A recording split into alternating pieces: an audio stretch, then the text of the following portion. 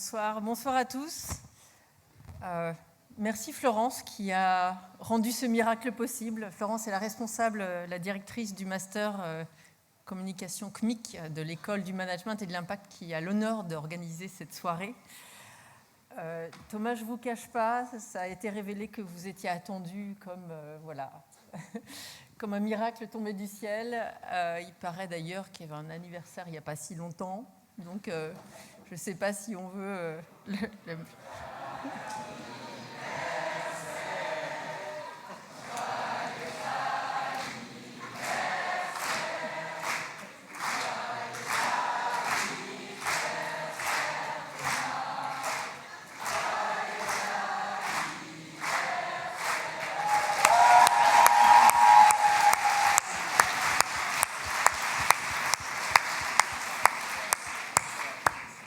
Bien, chers étudiants, mais on n'a pas que des étudiants. Je vois qu'il y a une vraie diversité dans la salle et c'est un plaisir, c'est une joie. Cet amphithéâtre est emblématique pour nous, donc on est très heureux d'avoir des événements ici. Et les rendez-vous de la création qui ont presque 10 ans en réalité, puisqu'ils ont commencé en 2016, sont effectivement un emblème de notre école. Alors, j'en profite pour faire de la pub parce que on s'est arrangé avec Alexandre, je n'ai pas le droit de vous introduire, non, vous n'en avez pas besoin, mais voilà, on a une bonne répartition des rôles.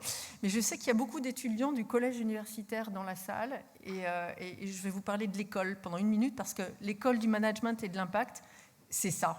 Donc c'est une école qui peut être intéressante pour vous le jour où, si vous souhaitez, continuer en master.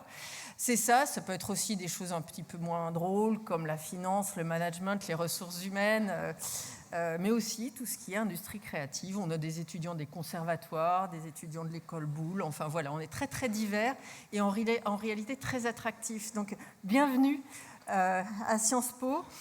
Vous avez été précédé par un certain nombre de créateurs, je vais en mentionner quelques-uns. Karl Lagerfeld, Benjamin Millepied, on l'évoquait tout à l'heure, qui a fait ici, dans cette salle, une chorégraphie improvisée avec l'Amphiboutmi qui a fait des arabesques.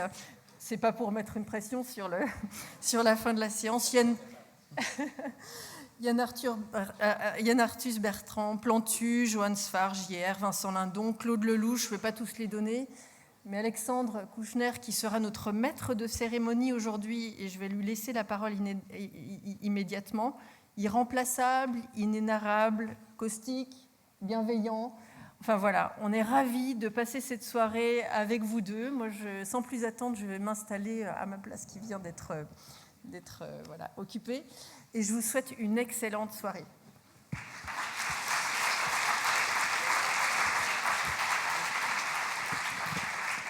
Merci pour cet accueil, merci pour ce chant d'anniversaire. Bonsoir à tous et à toutes, et ravi d'être ici.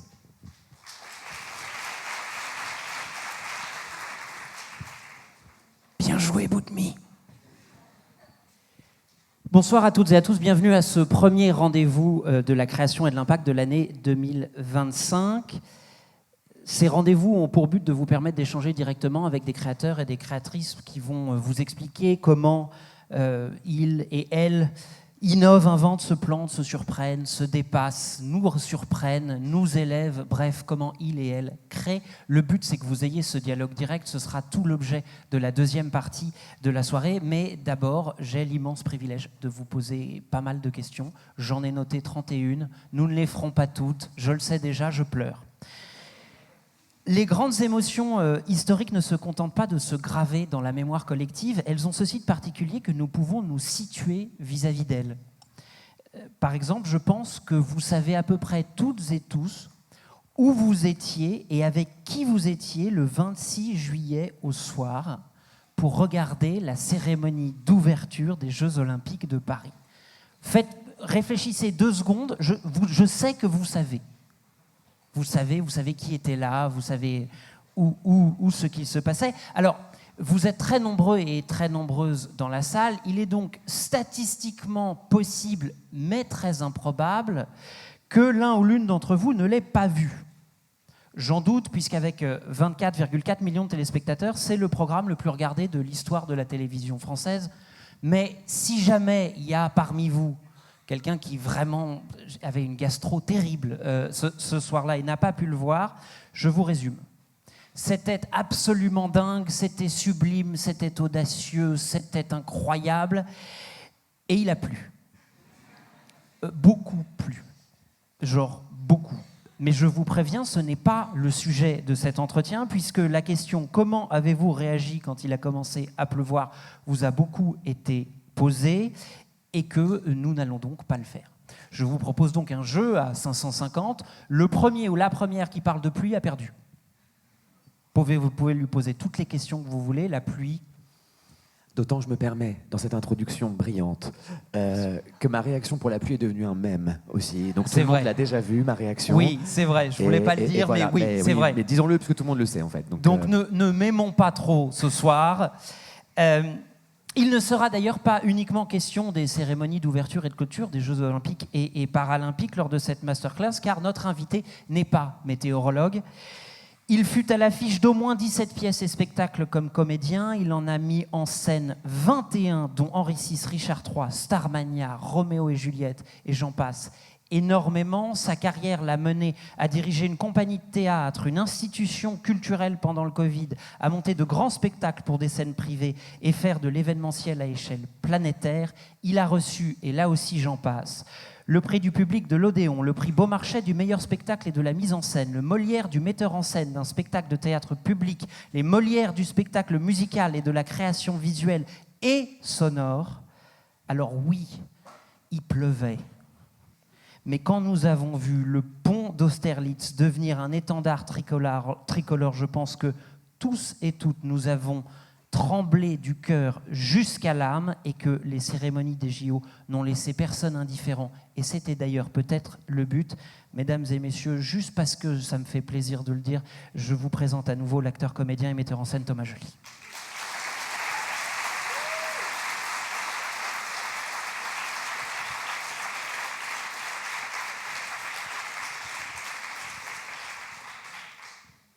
Je vous présente comme metteur en scène, mais ce n'est pas un terme que vous appréciez tellement.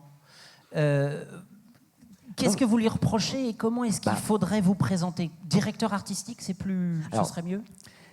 Alors, on dit metteur en scène ici dans ce pays, mais quand on dit qu'on est metteur en scène, vraiment peu de gens comprennent mon métier. On dit « Ah, c'est vous qui avez fait les chorégraphies ?» Non. « Ah, c'est vous qui avez fait les costumes ?» Oui et non. Enfin, en fait, metteur en scène, c'est pas très clair. Réalisateur de films, ça c'est clair. Les Allemands disent régisseur.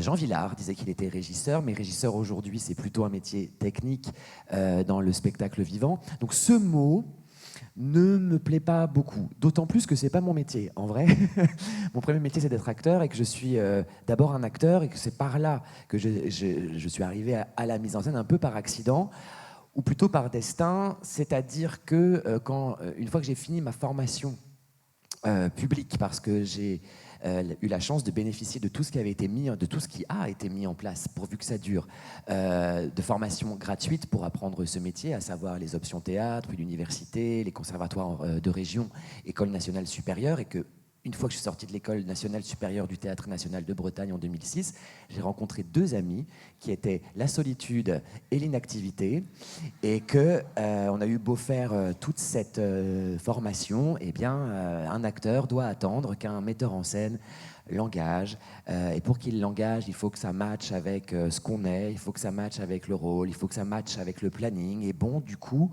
je me suis mis très en colère à ce moment-là en disant « Et pourquoi le pianiste, il peut pianoter chez lui? Et pourquoi le peintre, il peut peindre? Et pourquoi l'écrivain peut écrire? Et pourquoi moi, l'acteur, je dois attendre qu'un autre artiste me permette de travailler ?» Ça, c'était pas OK. Donc j'ai dit « Je vais le faire. » Du coup, je vais mettre en scène des spectacles, mais pas seulement pour moi, travailler moi, pour aussi rendre ce à quoi moi j'avais eu droit dans ma formation, à savoir redonner cet outil qu'est le théâtre sur un territoire, en l'occurrence celui de la Normandie. Donc créer des spectacles, bien sûr, mais aussi des ateliers, des stages, de l'éducation artistique et culturelle vers tous les publics. Pour perpétuer ce que j'avais reçu moi et puis cet outil qu'est le théâtre. Et donc, je suis devenu metteur en scène parce que le tout premier spectacle, en 2006, donc à la sortie de l'école, que je mets en scène à Gaillon, dans l'Eure, dans un petit village l'été où j'ai l'occasion avec quelques amis qui partageaient voilà, cette réalité de la solitude et de l'inactivité. On met en scène une petite pièce de Marivaux qui s'appelle Harlequin poli par l'amour, qu'on joue au chapeau. Les costumes sont des prêts on a fait une collecte de vêtements dans le village pour récupérer des costumes, enfin des vêtements quoi. Je voulais des confettis dorés et on est allé découper des couvertures de survie pour faire de la magie. Et je voulais aussi des confettis blancs, donc on a pris des nappes en papier, pareil, on a découpé nous-mêmes. On a mis 3-4 ampoules comme ça dans une salle qui n'était pas du tout faite pour du théâtre. Et puis ce spectacle, ça fait 19 ans qu'il est toujours sur les routes. Voilà l'accident, c'est mon enfant de 19 ans qui continue de jouer partout. Bon, aujourd'hui, moi, je ne le joue plus, je l'ai cédé à d'autres acteurs et d'autres distributions qui continuent, mais il y a des gens, des enfants, hein, qui voient le spectacle et qui n'étaient pas nés quand je l'ai créé. Petit coup de vieux au passage. Je ne vous dirais pas qu'il est possible que dans cette salle même... Peut-être, ben oui, puisqu'il y en a qui ont moins de 19 ans, sérieusement. Oh waouh, oui. ok. Oui, on en est là. Oui, je suis donc un vieux metteur en scène. Et donc, voilà. Et du coup, la mise en scène s'est engagée comme ça. Et je fais un jeu de mots. J'aime pas trop les jeux de mots, mais celui-ci était quand même assez clair. Je dis que je suis un entremetteur en scène. Mais l'entremise, quand même, la question de l'entremise entre une matière vivante, qui est l'acteur, l'actrice, et une matière inerte, qui est le texte, moi, je suis au milieu pour que ça puisse se rencontrer. Non pas que ça se rencontre au moment des répétitions, mais, tant mieux, mais surtout que ça puisse créer. Moi, je crée les conditions pour que cette rencontre puisse se faire au moment où il y a des gens devant, et qu'à mon avis, le théâtre, il se situe là. Voilà. Est-ce que pour créer cette rencontre, vous avez aussi et nécessairement besoin d'être entouré? Vous nous rappeliez à l'instant la création de cette première pièce avec donc la Piccola Familia, qui est cette troupe que vous créez en 2006 à votre sortie de l'École nationale supérieure du théâtre national de Bretagne. J'ai cru comprendre que dès 1999, en parallèle de votre licence d'études théâtrales à Caen, vous avez aussi créé une troupe universitaire là, donc vous travaillez déjà à plusieurs. Vous avez écrit les cérémonies des Jeux avec l'historien Patrick Boucheron, la romancière Leila Slimani, la scénariste Fanny Herro, le dramaturge Damien Gabriac. La création chez vous, c'est toujours une aventure collective? Oui, absolument. C'est une somme, la réunion de talents artistiques, de talents techniques aussi, et aussi administratifs d'une certaine manière, puisqu'il faut aussi administrer tout ça en production. Et moi, j'essaye d'être le garant de la cohérence de tout ça et de réunir tout le monde autour d'un objet commun qui est le récit qu'on doit raconter, la pièce qu'on doit délivrer, donner à voir et à entendre au public qui viendra.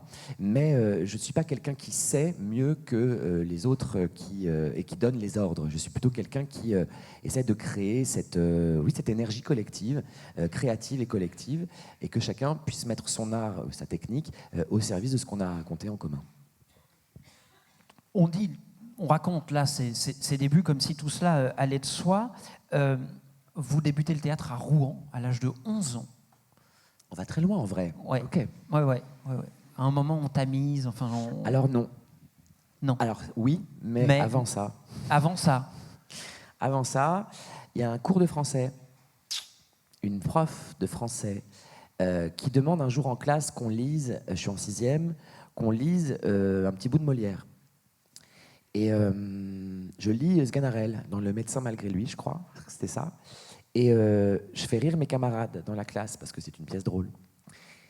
Et ce rire, il n'est pas le même que celui que j'entends dans la cour de récréation, de moqueries, d'insultes. On peut dire aujourd'hui que moi j'ai été cible de harcèlement scolaire et que le collège n'était pas simple.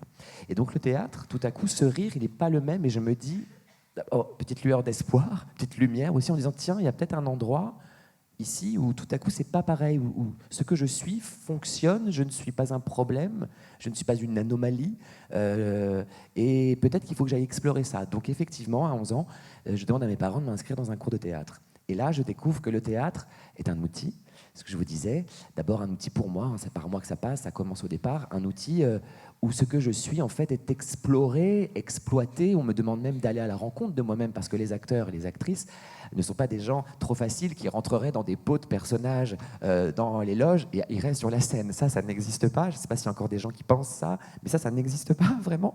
Ce serait si simple de faire du théâtre sinon. Mais l'idée, c'est que notre singularité est mise au service d'un texte, d'un enjeu, d'un créateur, d'une créatrice, d'un metteur ou d'une metteuse en scène. Et donc, ce que nous sommes, nous devons aller à la rencontre de ce que nous sommes. Voilà. Et ça m'a, d'une certaine manière, apaisé. Et ça m'a permis de me dire, je vais faire ma vie ici. C'était une évidence. Vous vous êtes dit, là, c'est mon espace. Absolument.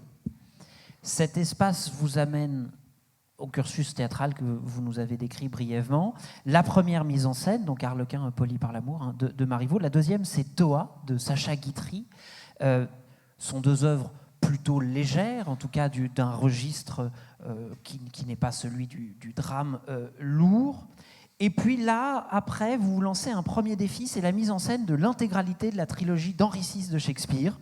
Là, on est dans l'historique, on est dans le politique, on ne se marre pas tellement, c'est une pièce exigeante, complexe. Qu'est-ce qui vous amène à faire ce premier changement de registre, allais-je dire? Qu'est-ce qui vous attire dans ces pièces de Shakespeare? Alors, en 2004, je suis à l'école du TNB et effectivement, Marie Vessière, une metteuse en scène, qui a travaillé, peut-être que ce nom vous dit quelque chose, avec Tadeusz Kantor, qui était actrice chez Tadeusz Kantor, vient nous faire travailler sur les pièces historiques de Shakespeare. Et à l'époque, vous n'étiez peut-être pas né, mais c'était le début des séries. 24 heures chrono, en l'occurrence. Et je me dis, tiens, c'est marrant, en fait, Shakespeare, il a fait la même chose, mais il y a 500 ans. C'est d'ailleurs vraiment une série, puisque la fin de la première pièce, d'abord, pardon, les entr'actes sont à des endroits de cliffhanger fou. La fin de la première pièce, le personnage qui finit la première pièce commence la deuxième pièce, et exactement pour la deuxième et la troisième, c'est pareil. Et je suis surtout bouleversé et fasciné par la multiplicité des registres. Parce que vous dites que c'est pas drôle, en fait, si, c'est drôle. C'est drôle et pas drôle, c'est grotesque et tragique, c'est sublime et fantastique et romanesque et mélodramatique, et c'est tous les registres. Et je me dis, waouh, ça doit être tellement bien d'explorer tout ça, d'autant plus qu'Henri VI, donc 3 pièces de Shakespeare, s'inscrit dans une continuité de 8 pièces, en réalité. La première tétralogie qui compte Richard II, les 2 pièces d'Henri IV et Henri V. Les 3 pièces d'Henri VI, c'est la deuxième tétralogie. Les 3 pièces d'Henri VI, vous êtes perdu. Et Richard III qui finit, voilà, qui boucle le cycle de 8 pièces. Et au début même, moi je veux monter les 8 pièces, évidemment. Mais j'ai 27 ans, j'ai monté 3 spectacles, et que monter 8 pièces de 5 actes, ça ne marchera pas. Je décide de manière raisonnable de me concentrer sur une trilogie, Henri VI. Pourquoi aussi, en plus des registres? Parce que c'est l'histoire, Henri VI, d'un royaume, royaume d'Angleterre, qui va petit à petit sombrer dans le chaos, qui est plutôt institué vraiment, qui est fort, qui est un royaume très fort, et qui va petit à petit se déliter et laisser advenir sur son trône un monstre, Richard III. Et ça m'intéressait de regarder comment Shakespeare nous éclairait sur cette dislocation du socle commun. On est donc là tout de suite vers un choix qui est celui d'un théâtre beaucoup plus politique. Est-ce qu'il y a un théâtre qui ne l'est pas? Est-ce qu'il y a un théâtre qui vous pourrait vous intéresser, ou vous ne vous intéressez à ce théâtre que pour son propos et ce qu'il fait vivre et penser au public? Alors, comme pour moi, le théâtre a été un outil, au début, ce que je vous ai raconté, il y a d'autres choses qui me fondent. Il y a d'abord toute l'histoire du théâtre antique grec, où j'apprends au lycée que voilà, en fait, le théâtre est inscrit au cœur de la cité, il la réunit, il la fonde dans un moment long, un temps long et festif. Je trouve ça fascinant, je suis fasciné par ça, par cette capacité politique, donc au sens de la cité, hein, P-O-L-I-S, la police. Et plus tard, à l'université, j'apprends toute l'histoire de la politique de décentralisation, menée d'abord par Jeanne Laurent et les pionniers de la décentralisation après la Seconde Guerre mondiale, comme un outil, le théâtre encore une fois, comme un outil de réconciliation, consolidation, consolation même d'un pays qui est meurtri et divisé. Et encore une fois, voilà, j'ai envie de m'inscrire dans cette démarche-là. Donc, la pièce de Shakespeare, j'ai envie de la monter pour ces raisons-là, pour offrir un éclairage, pour dire, regardez ce que nous dit Shakespeare depuis son siècle à lui sur comment une société se délite, en tout cas laisse advenir sur la plus haute marche du pouvoir un homme, en l'occurrence, qui n'a pas de projet politique hormis pour lui-même de s'installer sur le trône, qui va user de rumeurs, qui va user de fake news, qui va user de travestissement de sa propre personne, refaire son image, qui va user d'assassinat aussi, pour y arriver. Et qui va y arriver. Regardez, qu'en pensez-vous? Voilà. Après, moi, mon rôle s'arrête là. Je n'ai pas envie de dire comment le monde fonctionne parce que je ne sais pas mieux que personne. Je ne sais pas comment il fonctionne. Je ne veux pas dire penser ceci ou penser cela. Moi, je veux dire juste penser. N'oubliez pas qu'il faut penser parce que je remarque aussi, avec le temps avançant, l'arrivée d'Internet, des réseaux sociaux, des petits téléphones, des smartphones, etc., je me rends compte aussi que la pensée, elle se crispe, elle s'arrête. Et j'ai la sensation qu'une pensée qui s'arrête, à un endroit ou un autre, forcément, elle va être source de violence pour quelqu'un ou une communauté. Voilà. Donc, je veux que la pensée reste en circulation.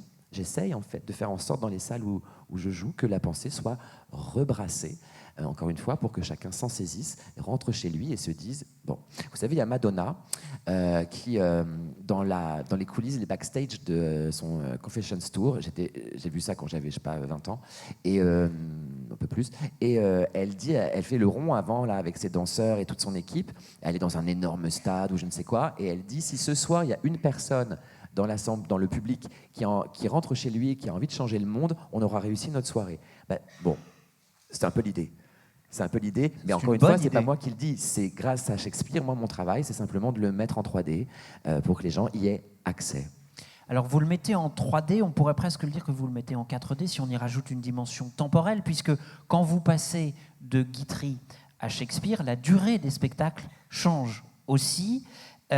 Vous avez travaillé donc sur la tétralogie, sur donc à la fois Henri VI et Richard III. Le 21 juillet 2014, vous donnez à Avignon l'intégralité de la trilogie Henri VI. C'est 18 heures de représentation. Donc il faut vous imaginer, là, ici, pour 18 heures. Voilà, sur du Shakespeare. Alors évidemment, c'est bien mieux que ma maigre prose, mais quand même, c'est 18 heures. Mais ça ne vous suffisait pas.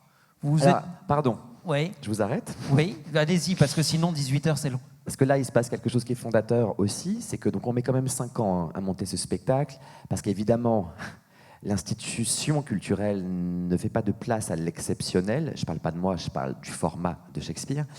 18 heures, mais comment ça? Personne ne viendra, c'est trop long, il faut couper, ça n'intéressera pas les gens, etc. Et moi, je ne voulais pas couper, parce que si on coupait, j'ai coupoté. Voilà. Et j'ai surtout remanié un peu certains... Il y avait trop de personnages, donc je les ai un peu rassemblés, parce qu'à un moment donné, j'avais 22 acteurs et il en fallait... il y avait 150 personnages, donc en fait, voilà. Et je voulais pas couper, parce que sinon, on perdait justement le temps long pour voir se déliter ce royaume et faire advenir la monstruosité sur son trône. Donc je voulais pas couper, donc à un moment, j'utilisais en fait des petites astuces. Par exemple, je viens de Rouen, et dans la première pièce d'Henri VI, il y a le personnage de Jeanne d'Arc, puisqu'au début d'Henri VI, on est en 1422, donc guerre de 100 ans, etc. Et il y a le personnage de Jeanne d'Arc. Je vais à Rouen et je dis bonjour la ville de Rouen. Pour les journées du patrimoine, je pourrais vous faire un truc super. C'est monter toutes les pièces, toutes les scènes où il y a Jeanne d'Arc, puisqu'elle a été brûlée ici. Peut être intéressant pour le patrimoine, etc. Donc je monte comme ça, je trouve des petites astuces, des petites résidences de 2 semaines, tata. Et au bout de 5 ans, on a nos fameuses 18 heures qu'on joue effectivement pour la première fois dans leur intégralité et leur continuité à Avignon le 21 juillet, entre 10h du matin le 21 et 4h du matin le 22. Et à 4h du matin, c'est pas que ça me suffit pas, moi je suis heureux, on l'a fait. Et là, qu'est-ce que je vois? Non seulement que la salle est toujours pleine, qu'elle est debout et qu'elle scande « Richard III, Richard III, Richard III ». Elle veut la suite en fait. Et là, je fais sérieusement, ça fait 18 heures. Donc plus tard, je rajouterai Richard III qu'on jouera isolément, qui durait en plus encore 4-5 heures. Et puis plus tard encore, j'accéderai enfin à mon rêve, en 2022, de faire la tétralogie en 24 heures d'affilée, de 10h du matin à 10h du matin le lendemain, où on a mis les gens dans un théâtre et ils ont suivi toute cette tétralogie dans sa continuité. Voilà. C'est donc effectivement 15h30 de théâtre effectif, c'est 24 heures avec les entractes. Absolument. Alors on peut intellectuellement comprendre évidemment l'intérêt de ce temps long, le délitement, suivre ces personnages, voir toute cette intrigue. Reste que quand même, comment est-ce qu'on approche un objet théâtral pareil? Est-ce qu'on se dit, il y a un moment, les comédiens et les comédiennes doivent dormir, ou on laisse tomber, et ils dormiront plus tard? Le public aussi, éventuellement, quand même, à un moment, peut-être, je sais pas, déjeuner ou dîner une fois dans le... Il y a des entractes, bien entendu, mais bref, comment est-ce qu'on approche un tel objet? C'est-à-dire, je vous présente quasiment en temps réel une vie. On pense au public, on pense aux comédiens, on pense à tout ça. On se dit, mon Dieu, ils vont tous se barrer? Alors, on a peur, hein, évidemment, au début. Alors, sur la création pure, les répétitions, etc., c'est vraiment comme quand on fait de la randonnée en montagne. On voit le sommet, mais on sait qu'il ne faut pas avancer trop vite. Il ne faut pas courir, parce que c'est un pas après l'autre qu'on va accéder en haut de la montagne. Et là, c'est la même chose. On joue Henri VI, on le crée scène après scène. Donc, il y a 3 fois 5 actes, pardon, donc 15 actes. Et on le monte comme ça, vraiment petit à petit. Après, c'est ce que je voulais dire tout à l'heure, en fait. Merci pour votre question. Ce qui est fondateur, c'est que, en fait, ce que je constate, c'est que la vie ne s'arrête pas quand on joue Henri VI en 18 heures ou en 24 heures. Parce qu'au bout d'un moment, c'est pareil. La vie ne s'arrête pas. On a faim, on a soif, on a envie d'aller aux toilettes et on a envie de dormir. Donc, il y a des choses très simples qu'il faut faire. Je dis ça parce que quand on va voir un spectacle d'1 heure et demie, on peut très bien y aller en disant « Ah, j'ai faim, bon, c'est pas grave, je mangerai après, parce que ça dure qu'1 heure et demie. Ah, je suis fatigué, bon, hop, c'est bon, c'est fini. » On peut se retenir même d'aller aux toilettes pendant 1 heure, c'est possible, pas 24 heures en vérité, pas 18 heures. Il vaut mieux avoir été prévenu. Alors, qu'est-ce qu'on va voir? Voilà. J'ai faim. Ouais. Voilà. Et donc, ce qui est marrant, c'est qu'il faut préserver les vessies, les fessiers et les estomacs. Ce qui est marrant, parce qu'en vrai, à partir du moment où on traite bien ces 3 organes, voilà, c'est bon. C'est bon. Les gens sont OK. Donc les gens mangeaient aux entractes, dormaient, et surtout la vie continue. Donc il y a la vie organique, ce que je viens de dire, mais surtout la vie, la société. C'est-à-dire que d'un coup, au bout de 24 heures, votre voisin, vous le connaissez. Vous avez parlé avec lui. Vous avez échangé un bout de sandwich, un bout de machin. Et en fait, ça devient votre pote. Et en fait, après, les gens, ils se revoient. Et après, il y a des... Voilà, ça crée du lien, en réalité. La vie continue, comme chez les Grecs. Les Grecs, ils venaient pas juste voir une pièce d'1 heure et ils rentraient chez eux. D'abord, tout le monde était invité. Je crois même qu'il y a la légende qui dit qu'ils avaient des amendes et tout ça s'ils venaient pas au théâtre. J'adore cette idée. Et l'autre truc, c'est que ça durait des jours entiers. Et des semaines, voire c'était des grandes fêtes, etc., les Dionysies, etc. Donc il y a ce rapport au temps et à la théâtralité et au récit en commun. On partage un récit, ce qui est fou. Ce qui est fou de se dire, c'est que les gens, pendant 24 heures, ils vont croire à un truc qui n'existe pas et ils vont pourtant se fédérer. Et j'ai vu des choses incroyables pendant qu'on jouait au théâtre, je parle d'un théâtre, des gens qui faisaient la hola dans le théâtre pour se donner de l'énergie, etc. Moi, j'ai entendu un truc fou que je ne pensais pas vivre dans ma vie. Au moment où on passe d'Henri VI à Richard III, il est 4 heures du matin, je suis dans ma loge, comme ça, je suis sur la scène, moi, depuis 22 heures. En gros, le personnage de Richard arrive en scène environ vers 22 heures, quand on commence à 10 heures du matin. Et je suis en train de me préparer pour me lancer dans Richard III, et j'entends depuis ma loge « Richard III, Richard III ». Et normalement, on fait ça pour Beyoncé, Beyoncé. Enfin, on fait ça pour pas un personnage de théâtre. Personne fait « Tartuffe, Tartuffe ». Personne fait ça. Et tout à coup, en fait, je me suis dit, mais les gens appellent un personnage de théâtre. On est où? Enfin, qu'est-ce que... Tout le monde sait bien qu'il n'existe pas. Enfin, c'est fake. Enfin, c'est du théâtre, quoi. Mais la puissance de la croyance, la puissance du récit, la puissance de cette colle mythique, comme dit Yuval Noah Harari, crée en fait une communauté vraiment forte. Et ça, ce qui est fondateur, c'est que je me dis, OK, la question du récit, on est, nous, espèce Homo sapiens, on est très sensible à ça et on doit s'en servir pour comment dire, véhiculer des valeurs, des idées, des questionnements qui sont pour l'intérêt général. De la même manière, comment vous approchez ça en tant qu'acteur? Parce que vous le disiez et vous nous le rappeliez, vous êtes sur scène pendant ces 18 et ces 24 heures. Donc, comment est-ce qu'il y a un moment où on divague? Est-ce qu'il y a un moment où le texte, en fait, bon, l'intention compte, mais peut-être que finalement le mot à mot disparaît? C'est-à-dire comment on vit ce rapport-là avec son propre corps dans le récit? C'est une expérience absolument génial parce que quand on n'a que 1 heure et demie, évidemment, on se prépare, on donne tout pendant 1 heure et demie et après on est fatigué, etc. Mais là, en fait, on ne peut pas. Donc, c'est-à-dire qu'on vit aussi en même temps que les gens. On fait scène après scène, on a faim, on est épuisé. Bon, je vous avoue, mais en même temps, j'ai adoré ça. Je vous avoue que quand moi, j'ai démarré Richard III à 4h30 du matin, jusque-là, franchement, c'était la bonne ambiance et tout. Ça marchait, les gens étaient là, ils tenaient bon et tout ça. Vers 4h30, 5h du matin, c'est compliqué, mais même dans les fêtes, vous le savez, vous-même vous savez. Vers 4h, ça va, ça commence à tirer un peu, il faut faire un plat de pâtes, il faut faire un truc, tu vois. Et là, 4h30, moi je démarre Richard III. Le début de Richard III, c'est que des monologues, des longs tunnels où on est là avec le personnage qui fait ses tractations, qui met en place ses plans, etc., etc. Il y a des nouveaux personnages qui arrivent, ça. Et je sens que le public... Pas tous, mais ma grande majorité quand même. Et en même temps, je me suis dit, politiquement, c'est génial. C'est au moment où les gens sont endormis que le mec le pire est en train de mettre en place ses plans. Personne ne capte. Et au moment où ils se sont réveillés, dans la mise en scène, c'est un moment où, quand j'ai la couronne, je chantais des vers de Shakespeare qui sont tous en train d'interroger le fait que c'est trop facile d'avoir la couronne. C'est quoi, enfin, comment c'est possible que moi, Richard, je puisse arriver sur le trône. Et donc, le morceau est assez rock et tout. Et donc, ça les a tous réveillés et ils ont tous, se sont tous levés et ils ont tous applaudi comme ça, machin. Sauf que, les copains, copines, vous avez manqué. Vous avez été, d'une certaine manière, manipulé, endormi.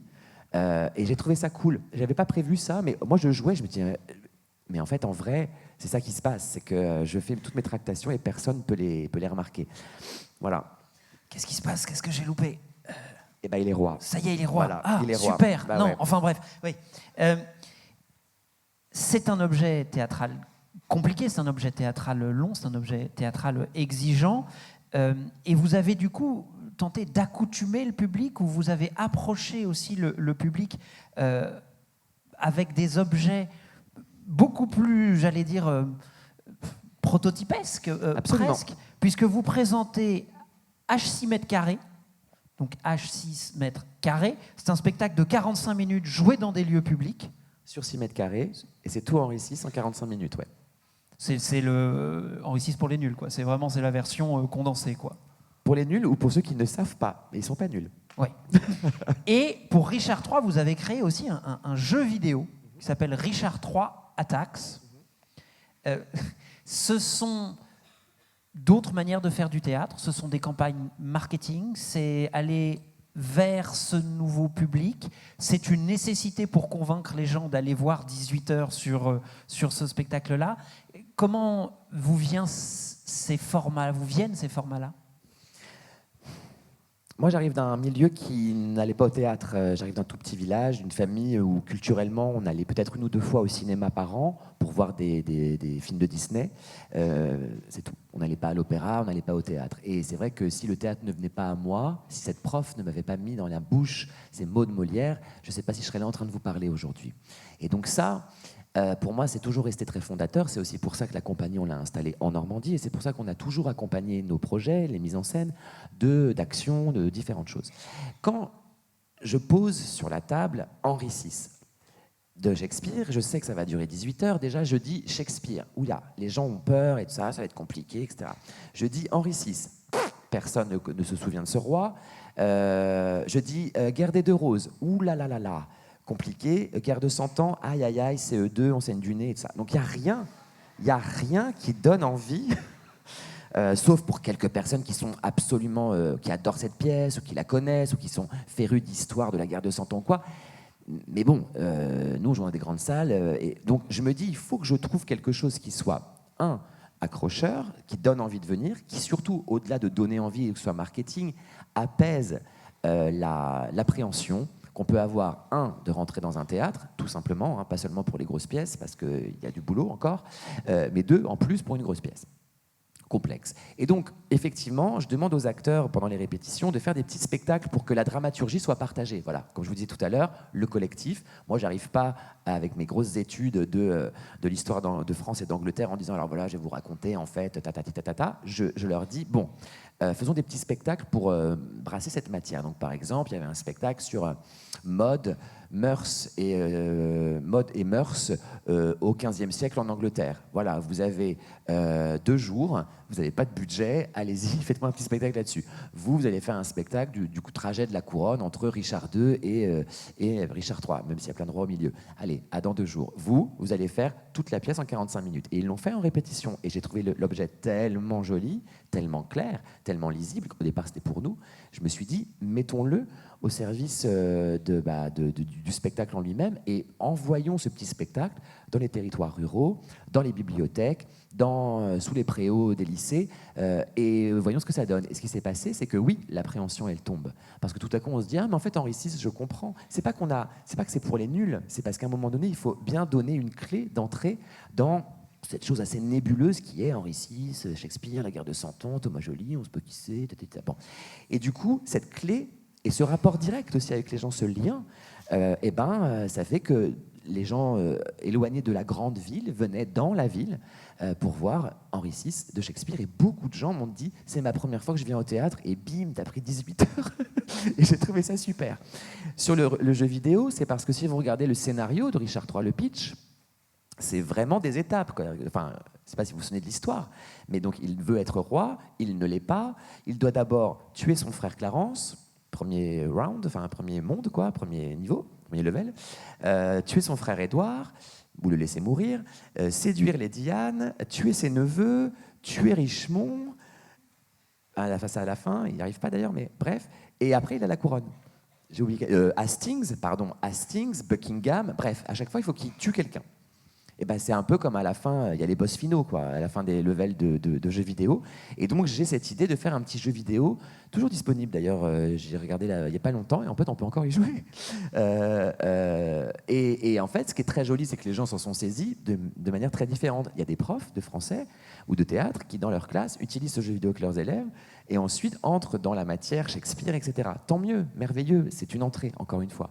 Et voilà. Et on a aussi fait pour Richard III un petit spectacle dans les appartements, parce que j'avais envie aussi de tester cette relation dans les salons des gens où ils invitent leurs voisins et on fait du théâtre sur justement expliquer, enfin remettre à jour les enjeux de Richard III. Parce que vous savez, en fait, en vrai, nous les metteurs en scène, on est dans notre matière, on la travaille, on lit, Mais en fait, les gens qui s'installent devant moi, enfin devant le spectacle, eux, ils sortent du boulot, ils n'ont pas le background forcément. Mon travail, c'est qu'en une fois, assis là, en une fois, paf, ils aient la compréhension. Et dans Richard III, par exemple, il y a un personnage dont on parle, pardon, je rentre un peu dans le truc, mais qui s'appelle York. Et York, c'est le père de Richard, qui s'appelle Richard aussi, pas pratique. Et en plus, on dit York, York, York. Mais moi, par exemple, si j'ai jamais rien lu et je vois une pièce qui s'appelle Richard III et qu'on me parle de York à toutes les scènes et que je ne sais pas qui est fucking York, à un moment, je dis, bah, c'est bon, en fait, faites ça entre vous. À un moment, moi, je suis exclu, renvoyé non pas à ma bêtise, mais à mon ignorance. Et moi, je ne veux pas que les gens qui s'installent dans un théâtre, que je trouve, et ça, je trouve ça déjà miraculeux, ou devant n'importe lequel de mes spectacles, puissent se sentir renvoyés à leur ignorance. Parce que c'est pas ça qu'ils vont penser. Ils vont penser qu'ils sont bêtes.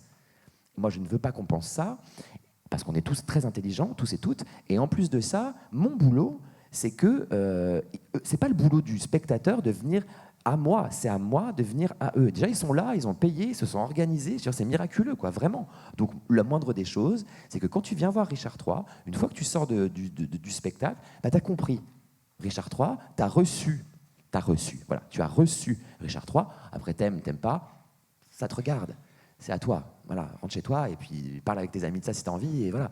Et là, je peux plus agir. Mais par contre, la capacité à recevoir une œuvre, c'est le boulot du metteur en scène. Et c'est aussi à cet endroit-là que les metteurs en scène, je m'interroge sur l'appropriation parfois de certains metteurs en scène de certains objets qui oublient qu'en face, des gens n'ont pas forcément la clé pour comprendre ce qu'ils font et du coup se sentent un peu comme exclus d'une certaine manière d'un théâtre public, je parle que de théâtre public là, qui doit normalement s'adresser au plus large public. Et quand on s'adresse au plus large public, il faut savoir l'éventail, il faut contenir l'éventail de ce large public. Vous rappeliez à l'instant le miracle qui se passe dans une salle, surtout dans une salle de théâtre. Vous décidez à un moment de passé un autre cap. Vous aviez une compagnie de théâtre et puis à partir de 2019, vous êtes nommé directeur du Centre dramatique national d'Angers qui s'appelle Le Quai, ou qui vous permet aussi notamment de jouer ces spectacles sur un temps si long. Qu'est-ce qui fait qu'on bascule d'une certaine manière de la liberté, qui a évidemment ses contraintes, mais d'une liberté de création d'une troupe de théâtre à une institution qu'on imagine facilement moins libre? Quant au lycée, non, quand à la fac, c'était à la fac, j'apprends toute cette histoire de la décentralisation. Jeanne Laurent, Jean Vilar, Jean Dasté, Jo Tréhard, bref, les pionniers et pionnières qui mettent des théâtres partout et vont travailler et construisent le public. Parce qu'on est là, nous on va au théâtre, on a une feuille de salle, mais la feuille de salle ça a 70 ans. On est là au théâtre et on fait un bord plateau après avec les acteurs, mais ça c'est pareil. On est là au théâtre et on donne pas de pourboire à l'ouvreur ou l'ouvreuse, bah ça c'est pareil. Tout ça c'est la fabrication en fait du public. Jean Vilar disait il faut aller au public. Et pas il faut que le public aille au théâtre, c'est pas tout à fait pareil, il faut aller au public. Et moi tout ça m'intéresse, tout ça je trouve c'est noble, je trouve c'est fort, je trouve que c'est politique et c'est ce que j'ai envie de faire. Mais en compagnie, à un moment donné, un peu comme quand j'étais acteur, j'étais dépendant des metteurs en scène, bah quand on est en compagnie, on est dépendant des lieux qui vous programment ou qui vous programment pas, qui vous produisent ou qui vous produisent pas. C'est leur droit puisqu'ils sont nommés pour une direction artistique. On rentre pas dans leur direction artistique. Donc à un moment donné, je me dis, bah, je vais moi aussi vouloir être directeur d'un lieu, non pas pour ma pomme, encore une fois. Pour certains de mes spectacles, vous avez raison, et qui m'ont permis de faire par exemple les 24 heures, parce que c'est moi qui décide, mais aussi pour inviter d'autres compagnies, de créer d'autres types d'actions culturelles, d'autres types d'ateliers, d'autres types de stages, d'autres types de représentations, de récits, etc., pour faire avancer le service, le théâtre en tant que service public. Et puis donc je suis nommé en septembre 2019 et je dois prendre mes fonctions en janvier 2020. Et en mars 2020, il y a eu le Covid. Et donc on a fermé le théâtre et j'ai trouvé ça génial. Vraiment génial parce que je me suis dit, oh waouh, bon c'est pas bien le Covid, c'était triste et tout, mais l'institution est altérée, elle ne fonctionne plus. C'est le moment. C'est le moment d'inventer, c'est le moment de dire, bah désolé, la billetterie on peut plus vraiment faire comme avant, les abonnements, on ne sait pas quand on va réouvrir.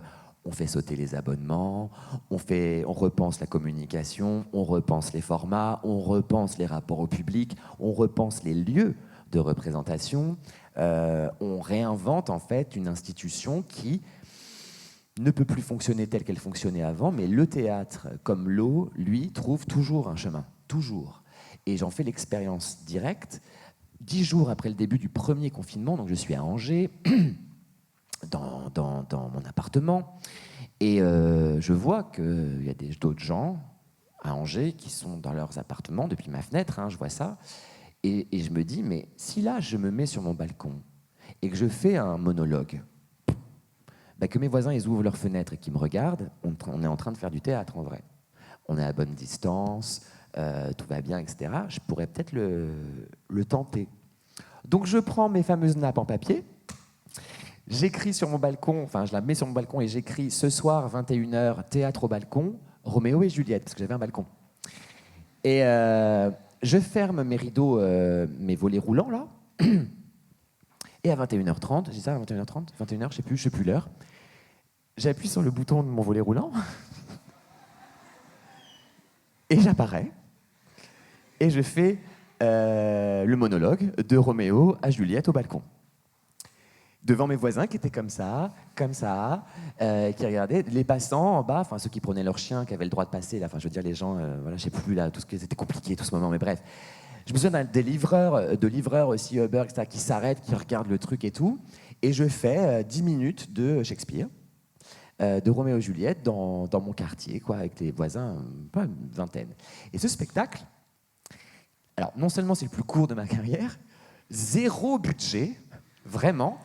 Une nappe en papier, quoi, et 0 communication, machin, et ben c'est le spectacle dont quasiment on a le plus parlé, autant qu'Henri VI, puisque mes voisins voisines qui avaient filmé, Évidemment, ils mettent ça sur les réseaux sociaux. Évidemment, les médias, ils prennent ça. Évidemment, ils le mettent au JT. Et résultat, j'ai l'Opéra de Paris qui m'appelle et qui me dit « Oui, bonjour, vous avez monté Roméo et Juliette sur votre balcon ?»« Oui, on vous propose de le faire à l'Opéra Bastille. » Et donc, ça se passe comme ça. Et je me dis surtout, mais en fait, le théâtre n'a besoin, encore une fois, que de quelqu'un qui raconte une histoire et quelqu'un qui le regarde. Et c'est tout ce dont on a besoin. Alors bien sûr, ça ne veut pas dire qu'il faut enlever tous les budgets de la culture, et on va y revenir. Mais c'est un art quand même le plus simple qui soit. Nos parents, nos grands frères, nos grandes sœurs, quand ils nous ont raconté des histoires avant qu'on s'endorme, c'est le même principe, c'est la même chose, c'est déjà du théâtre. Et donc, je me dis, dans l'institution, on va réinventer tout ça. Donc on invente... J'appelle des compagnies locales, je leur dis, vous ne voulez pas faire un spectacle qu'on jouerait en bas des résidences universitaires? Comme ça, eux, ils restent dans les résidences universitaires, on n'a pas le droit de sortir, et on joue en bas. Et tout le monde au balcon regarde, ou à sa fenêtre, regarde, etc. Vous ne voulez pas qu'on invente des choses sur les places? À Angers, dans le théâtre que je dirigeais, il y avait une grande cour qui servait de cour de livraison. Et si on mettait 30 chaises et qu'on faisait un spectacle ici, c'est possible aussi. Bref, on réinvente tous les formats, les façons d'être au théâtre, etc., etc. Et on ouvre tout l'été. Et j'ai adoré cette capacité, cette possibilité de réinventer l'institution et de se reconnecter, malgré le Covid et ça, au public, d'aller au public, comme disait Jean Vilar. Malheureusement, quand tout est rentré dans l'ordre, l'institution et le fameux monde d'après n'a pas existé. Et on est revenu au monde d'avant, et d'autant plus serré, et que tout à coup, en fait, je me suis trouvé très, très malheureux dans l'institution. Et je me suis dit, mais merci de cette parenthèse Covid, parce que j'ai vu que c'était possible. Je ne suis pas assez fort tout seul, mais c'est possible. Voilà. Il y a un autre passage... Je suis navré, je vais devoir faire des sauts immenses alors qu'il y a des productions et des spectacles. Là, ça va, on est en 2020, là. Oui, non, mais j'y arrive. Mais moi, j'avais promis 31 questions. Donc là, on en est à la 9. Donc voilà, c'est un peu gênant. Je voudrais qu'on s'intéresse à un autre de vos passages, une autre de vos transitions, un autre tableau, pourrait-on dire, qui est là le passage à la comédie musicale et au théâtre privé, puisque... vous êtes effectivement à ce moment-là à Angers, vous êtes directeur du Quai, mais vous mettez en scène Starmania, qui aurait dû commencer évidemment 2 ans plus tôt. Il est finalement lancé en 2022. C'est une comédie musicale, c'est un mythe absolu de la scène et de la chanson française. Vous allez le présenter dans le théâtre privé. Or, les cloisons entre théâtre privé et théâtre public en France sont farouchement défendues. Ce sont des guerres sans fin. Qu'est-ce qui vous pousse à accepter cette proposition-là? Est-ce que c'est l'œuvre ou est-ce que c'est l'idée de se dire il y a un autre public qui peut voir d'autres œuvres, à qui on peut faire voir encore d'autres choses? Le premier truc qui me donne envie, c'est que quand on réussit un spectacle dans le théâtre public ne sait pas trop quoi faire de ses succès. On n'en fait pas tout le temps des succès, mais quand on en fait, c'est dommage de voir disparaître un spectacle dont d'autres personnes auraient pu bénéficier, le voir. On crée des spectacles qui coûtent cher, et finalement, assez rapidement, ils sont terminés. Et même le système des abonnements, pourquoi j'aimais pas les abonnements, c'est que du coup, quand les gens qui savent qu'il faut s'abonner s'abonnent, résultat, on joue un spectacle et les gens qui découvrent qu'on joue le spectacle, ils ne peuvent pas y aller parce qu'il n'y a plus de place, parce que les abonnés sont là, etc. Bon, bref. Et donc, il y a quelque chose sur le rapport à ça qui déjà me posait problème. Et de voir mes spectacles disparaître alors qu'il y avait encore du public qui voulait les voir, je trouvais ça pas normal. Surtout quand on donne envie aux gens d'aller au théâtre, c'est quand même dommage de leur dire « non, désolé, en fait, il n'y a plus de place et on le fait plus ». Ça ne me semblait pas cohérent. Deuxièmement, l'œuvre. L'œuvre, Starmania, moi, mes parents écoutaient ça quand j'étais petit. Et moi, j'ai fait Stella Spotlight devant mon miroir, en fait. Vraiment, je ne comprenais rien à l'histoire, mais je sentais qu'il y avait un truc théâtral, et les chansons, je les avais avec moi. Et 3, la dimension de production que permet le théâtre privé, enfin en tout cas une production privée, nous, dans le théâtre public, on ne saurait pas faire ça.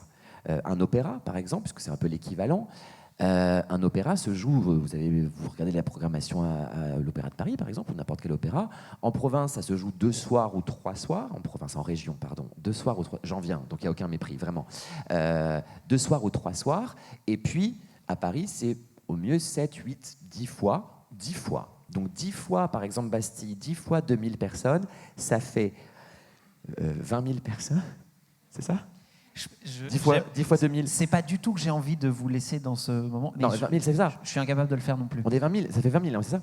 Et bon, par rapport à tous les habitants de Paris, c'est pas tout à fait ce qu'on peut appeler du théâtre populaire, ça marche pas. Donc du coup, je me dis, on le fait. Et on le fait.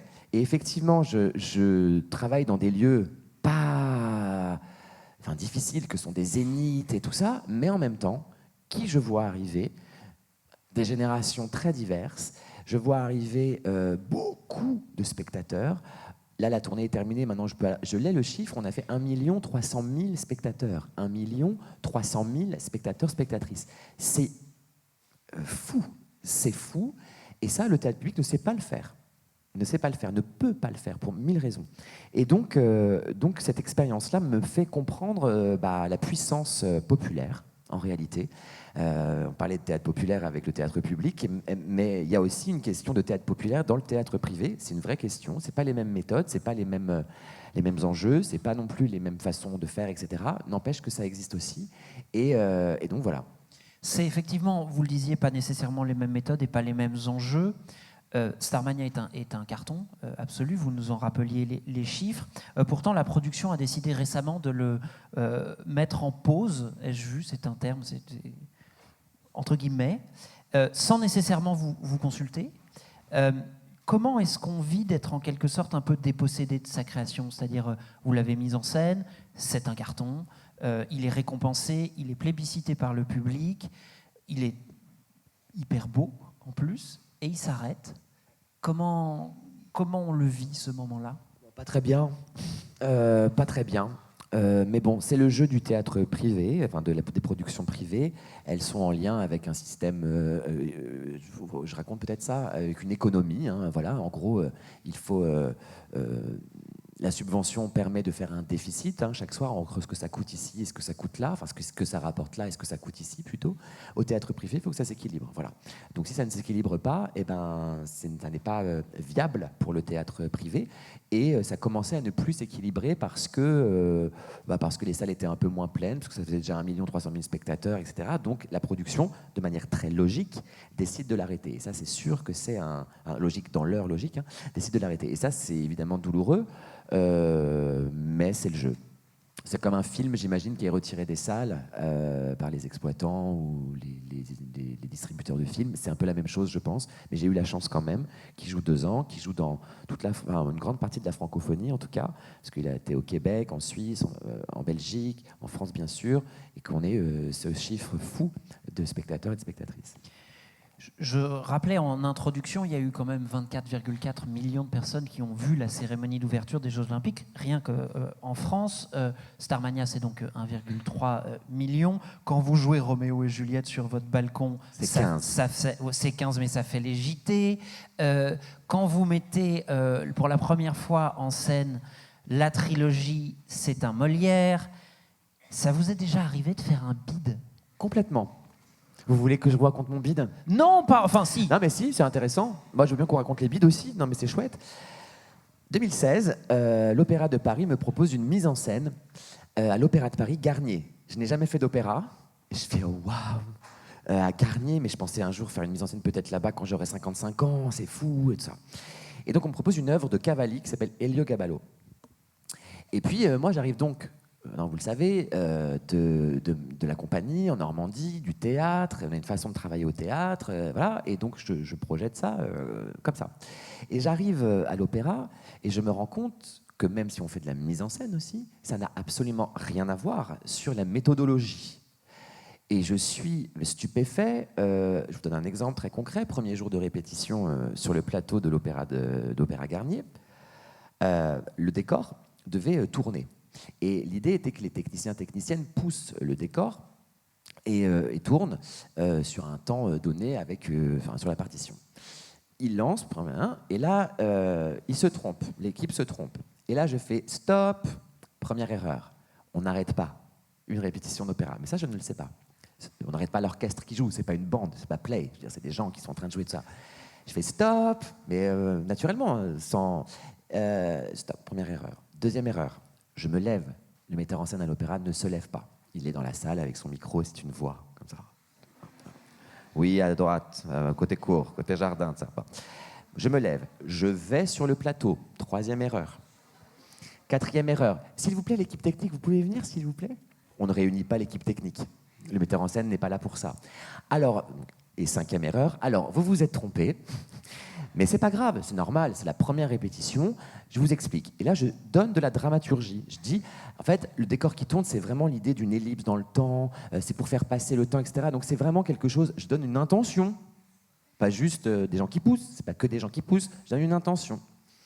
Et là, il y en a un qui me regarde comme ça, au bout de 2 minutes, qui m'arrête, il me dit, excuse-moi, pourquoi tu nous parles? Je dis, non, mais pardon, soyez pas vexés, vous vous êtes trompés, c'est tout à fait normal, c'est la première répétition, enfin je veux dire, il n'y a pas de souci. Non, non, mais en fait, t'as pas à nous parler. Je dis, bah, comment on va faire pour créer un spectacle ensemble? Non, t'as pas à nous parler, t'as pas à dire qu'on a tort, tu t'adresses au régisseur de scène, au directeur de scène. Directeur de scène. Je dis, mais je ne connais pas ce métier, qu'est-ce que c'est? Et là, il y a un gars qui dit, oui, bonjour, c'est moi. Je dis, mais qui êtes-vous? Qu'est-ce que vous... quoi? Qu'est-ce qui se passe? Et il me dit, bah non, en fait, moi, je donne les tops en fonction de la partition. Donc, j'ai donné le top. Et du coup, ouais, bah voilà, nous, on a un top. Donc, nous, on entend top, on pousse. Donc, si on se trompe, c'est à cause de lui. Je dis, mais qu'est-ce que c'est? Moi, dans le théâtre, non, avec les techniciens et les techniciennes avec qui je travaillais, tout le monde écoute le texte et pousse au bon moment. Il n'y a personne qui dit top, etc. Donc, je suis dans un monde, une façon de créer qui est totalement nouvelle. Et évidemment, ce qui doit arriver arrive. Je fais une merde, mais colossale. Mais on n'est pas dans un petit opéra en région. On est à l'Opéra Garnier, en ouverture de saison. Je viens de faire Henri VI et le directeur de l'opéra a eu le nez fin, il se dit le petit prodige, on va le mettre à l'Opéra de Paris en ouverture de saison, etc. Mais je me vautre complètement, le spectacle est raté. D'ailleurs, si on le regarde, c'est rigolo parce que l'acte 1, c'est une catastrophe. C'est une catastrophe, rien qui fonctionne. L'acte 2, je commence à comprendre comment ça fonctionne, ça va un peu mieux. L'acte 3, j'ai compris. Et l'acte 3, ça va. Mais donc ça a bidé de ouf. Les critiques et tout ça. Alors je me suis pas fait huer, mais apparemment à l'opéra c'est pas un signe, c'est pas un bon signe. C'est mieux de se faire huer apparemment. Je trouve que tu es un metteur en scène novateur, provocant. etc. Voilà. Bon, et donc c'était un très très très mauvais souvenir. Sauf que problème, j'avais un 2e opéra à faire 3 mois après, à l'Opéra Comique. Et donc là, directement après la première, qui a été vraiment, je me souviens à la première, je vous le raconte parce que c'était vraiment tellement tellement humiliant. Donc je suis habillé, j'ai mis un petit costume et tout, parce que c'est l'opéra quand même et tout. Je vois bien que c'est de la merde. Et je suis assis dans la salle, et devant moi, il y a un journaliste qui s'installe. Je me dis, je le connais, c'est le critique, nanani, nanani, tout ça. Il s'en va. Ok. Je sors à l'entracte, et je vais boire un verre, je sais pas quoi, je suis tout seul et ça. Et il y a un spectateur qui me dit, qui me regarde, qui me reconnaît, il me fait, on s'ennuie, comme ça. Je dis, mon Dieu, mais où suis-je? C'est un calvaire. C'est un calvaire. Et voilà. Donc ça, c'était bidesque, et en plein dans Paris, et en plein à l'Opéra Garnier. Voilà. Comme bide, c'est très formateur en même temps. Résultat, donc l'opéra d'après, j'appelle le directeur de l'Opéra Comique. Je dis, alors, que les choses soient bien claires. Moi, je ne travaille pas comme ça. Je veux que les techniciens aient la partition. Je veux que tatati, je veux qu'on fasse de la table. Je veux qu'on fasse de la table, c'est qu'on passe du temps à la table pour étudier le texte, etc. Et donc j'ai eu ça. Et l'opéra, c'était Fantasio, c'est bien mieux passé après. Ce sont à chaque fois quand même des productions et des spectacles extrêmement ambitieux. Ce sont même à chaque fois presque des mythes. Shakespeare, Roméo et Juliette, que vous présentez sur votre balcon, et du coup en 2023 aussi à l'opéra. Starmania, qui est un mythe total. Même les JO, dont on ne peut pas dire que l'ampleur de l'événement soit autre que en fait absolument planétaire. Est-ce qu'il faut y voir chez vous un certain goût du défi ou de la démesure, ou au fond, est-ce qu'il n'y a de création que si elle est sans mesure? J'aime bien ça. Parce que moi, j'ai remarqué quelque chose, c'est que quand je ne sais pas le faire, j'ai envie de le faire. Vraiment. D'abord, c'est ça. C'est que artistiquement, est-ce que moi, ça va me servir à quelque chose pour me remettre l'ouvrage sur le métier, pour être pour pas tomber dans des systèmes, dans des habitudes, pour pas faire ronronner une bonne méthode Thomas Joly, un truc qui, moi, m'active et ouais, active chez moi un désir de création. Et puis la deuxième chose, c'est l'impact. Je cherche, et je pense qu'Henri VI m'a donné cette obsession, je cherche, quand j'ai vu les gens, quand j'ai vu l'outil que c'était pendant 18 heures ou 24 heures, etc., je me suis dit, mais en vrai, c'est plus... Faire du théâtre, faire du spectacle, c'est plus que simplement venir applaudir des artistes et repartir. C'est constitutif, c'est un outil, voilà, j'y reviens. Et je crois que j'ai envie de pousser, de voir jusqu'où cet outil, en explorant l'institution, en explorant les gros théâtres, le gros spectacle de comédie musicale dans le privé. Mais tant pis si c'est du privé, on verra bien. 1 300 000, qu'est-ce que ça va faire les opéras, et puis, bon, bien sûr, quand on m'appelle pour les cérémonies, c'est ça qui me fait dire oui. Chers élèves, chers invités, il ne vous aura évidemment pas échappé que nous n'avons pas encore parlé des cérémonies. Pour une raison très simple, moi ça me rajouterait 15 000 questions et franchement du coup on arriverait sur ces 18 heures. Or, nous n'avons pas suffisamment pris soin de vos vessies, je l'ai bien compris.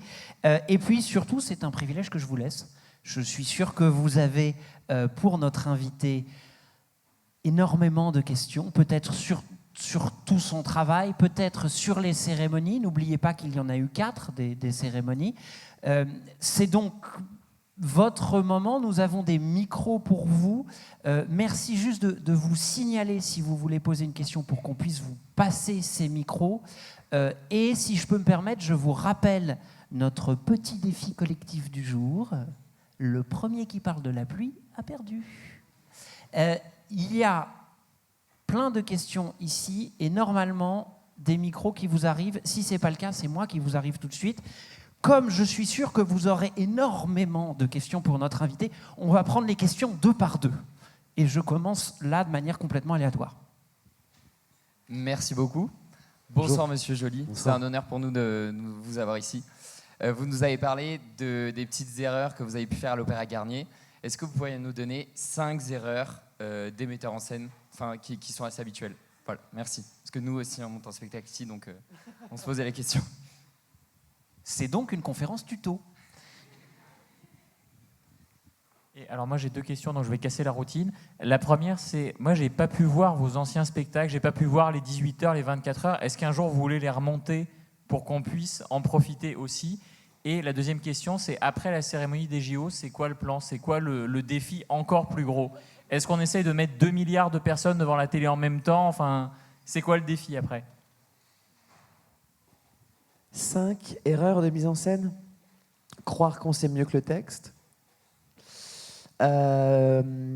Ne pas être, deuxième, ne pas être en réception de l'acte créateur ou des acteurs et des actrices, c'est-à-dire l'imposer et pas le laisser venir. La troisième, c'est ne pas créer dans un climat de joie ou de bienveillance ou de respect mutuel. Qu'est-ce qu'il y a eu comme erreur que j'ai croisée ou que j'ai faite?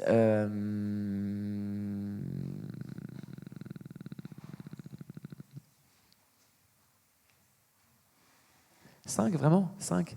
Okay, j'ai réfléchi, je vais revenir. Et je suis sûr que je vais trouver les 2 dernières. Ah oui, les spectacles d'avant. J'aimerais tellement que les 24 heures s'installent quelque part pour 3 mois et qu'on fasse ça tous les week-ends. Ce serait tellement chouette, mais c'est pour l'instant pas possible. C'est pas moi qui décide. Et encore, si j'ai pu faire 24 heures, c'est que j'étais le directeur. Et pour l'instant, je dirige rien du tout. Donc, j'ai même pas pour la possibilité de ça. Après, ce qui peut vous rester, c'est des documentaires. Il y a le documentaire H6R3, donc Henri VI, Richard III, qui est toujours dispo, je crois, où on voit toute la création de ces 24 heures, etc. Ou à l'Opéra Bastille aussi, un joli documentaire qui s'appelle Roméo, Juliette, Thomas et les autres. Trop marrant, le trouble. Et il y a des trucs comme ça, mais les spectacles, non, ils sont pas visibles. Il y a Harlequin qui est encore en tournée un petit peu, je le crois, il est encore en tournée un peu sur ce printemps. Mon premier spectacle de quand j'avais 24 ans. Voilà. Et sur le plan d'après, l'idée n'est pas une taille, c'est pas une question de taille. On s'en fiche. Je vais pas en faire plus.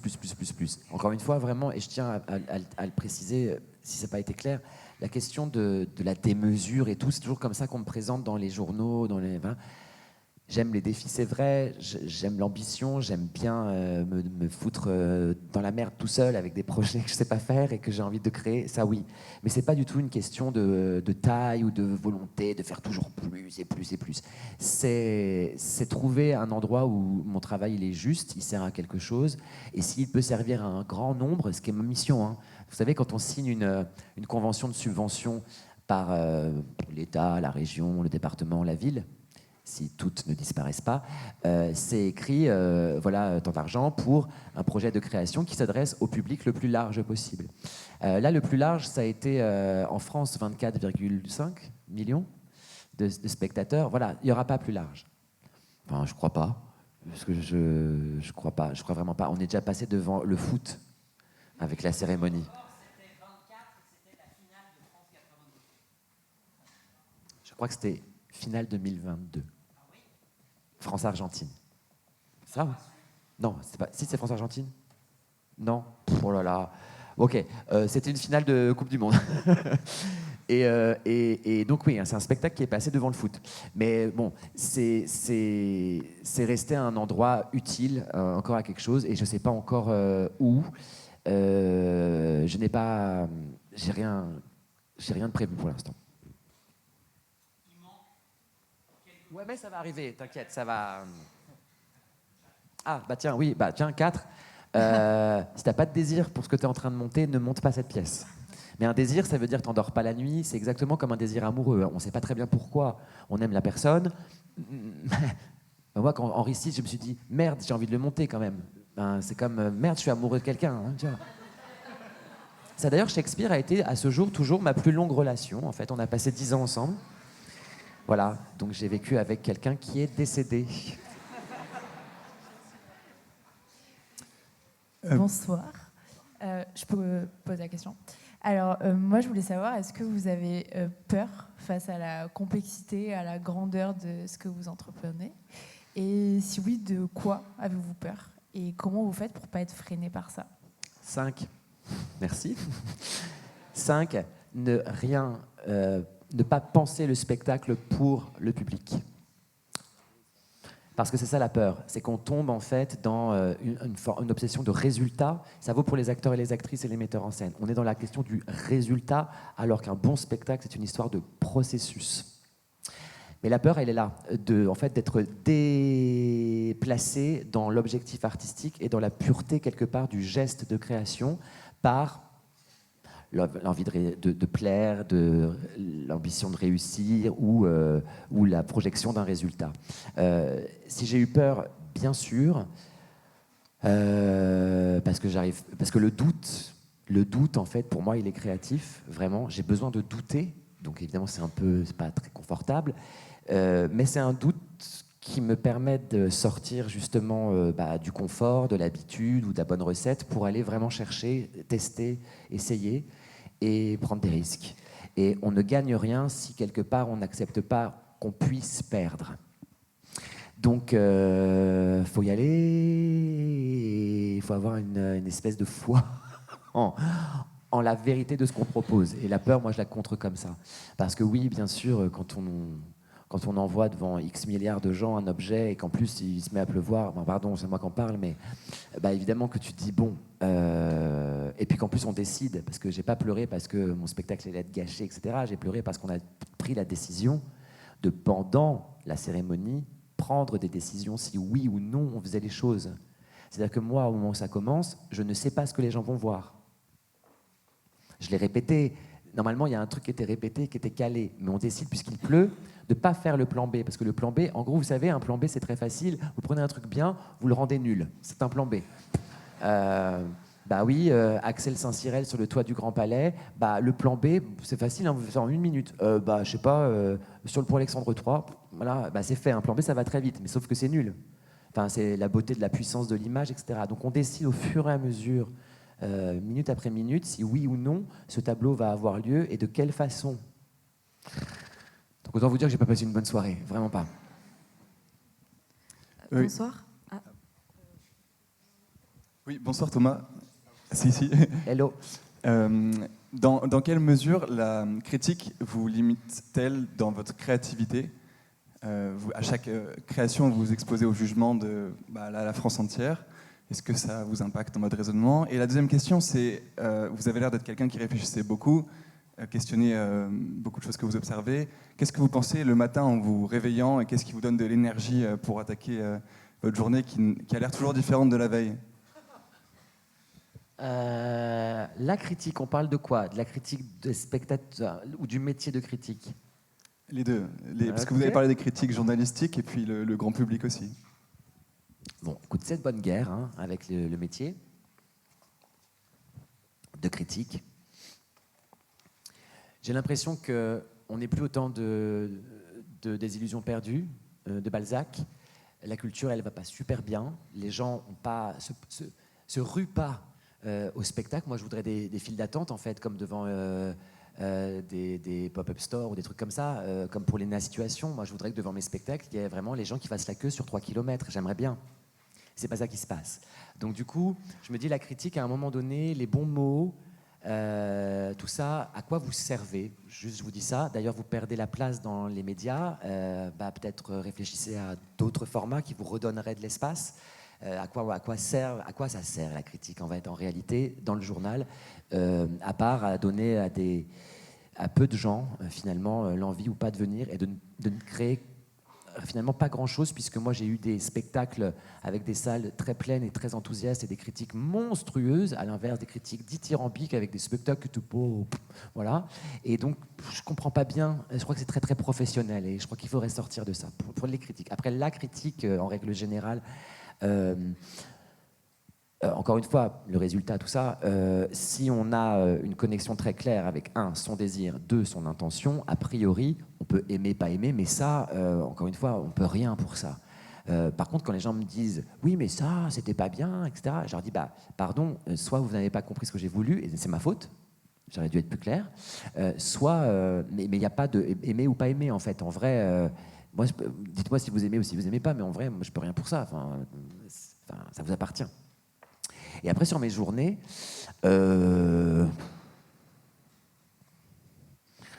c'est vrai qu'elles sont toutes différentes, mais vous aussi, en vrai. Hein. Qu'est-ce que je me dis le matin? Je me dis que... Bon, ça dépend du moment. En ce moment, je me dis qu'il est beaucoup trop tôt et que j'aimerais dormir un peu, mais qu'est-ce que je te...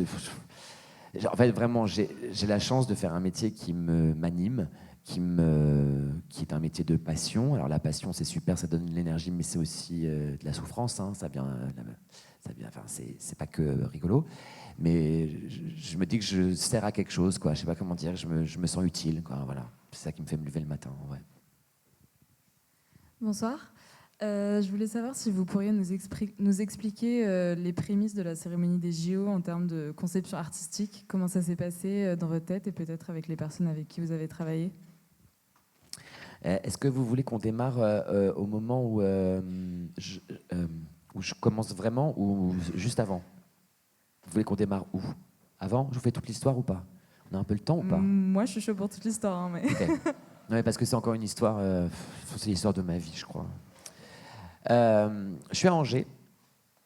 D'ailleurs, dans le documentaire HSR3, on voit cette séquence. Je suis à Angers en novembre 21 et je suis en train de préparer pour juin 22 les fameuses 24 heures d'Henri VI Richard III. Et je reçois un appel du journal L'Équipe.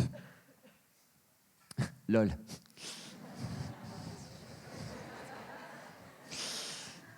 Oui, bonjour, on voudrait vous interviewer. Oui, je ne sais même pas les Coupes du Monde, tu vois, donc on est quand même mal barré. Et je dis, mais parce que, voilà, le concept de la scène a été sorti et on aimerait interroger plusieurs artistes pour savoir ce qu'ils en pensent.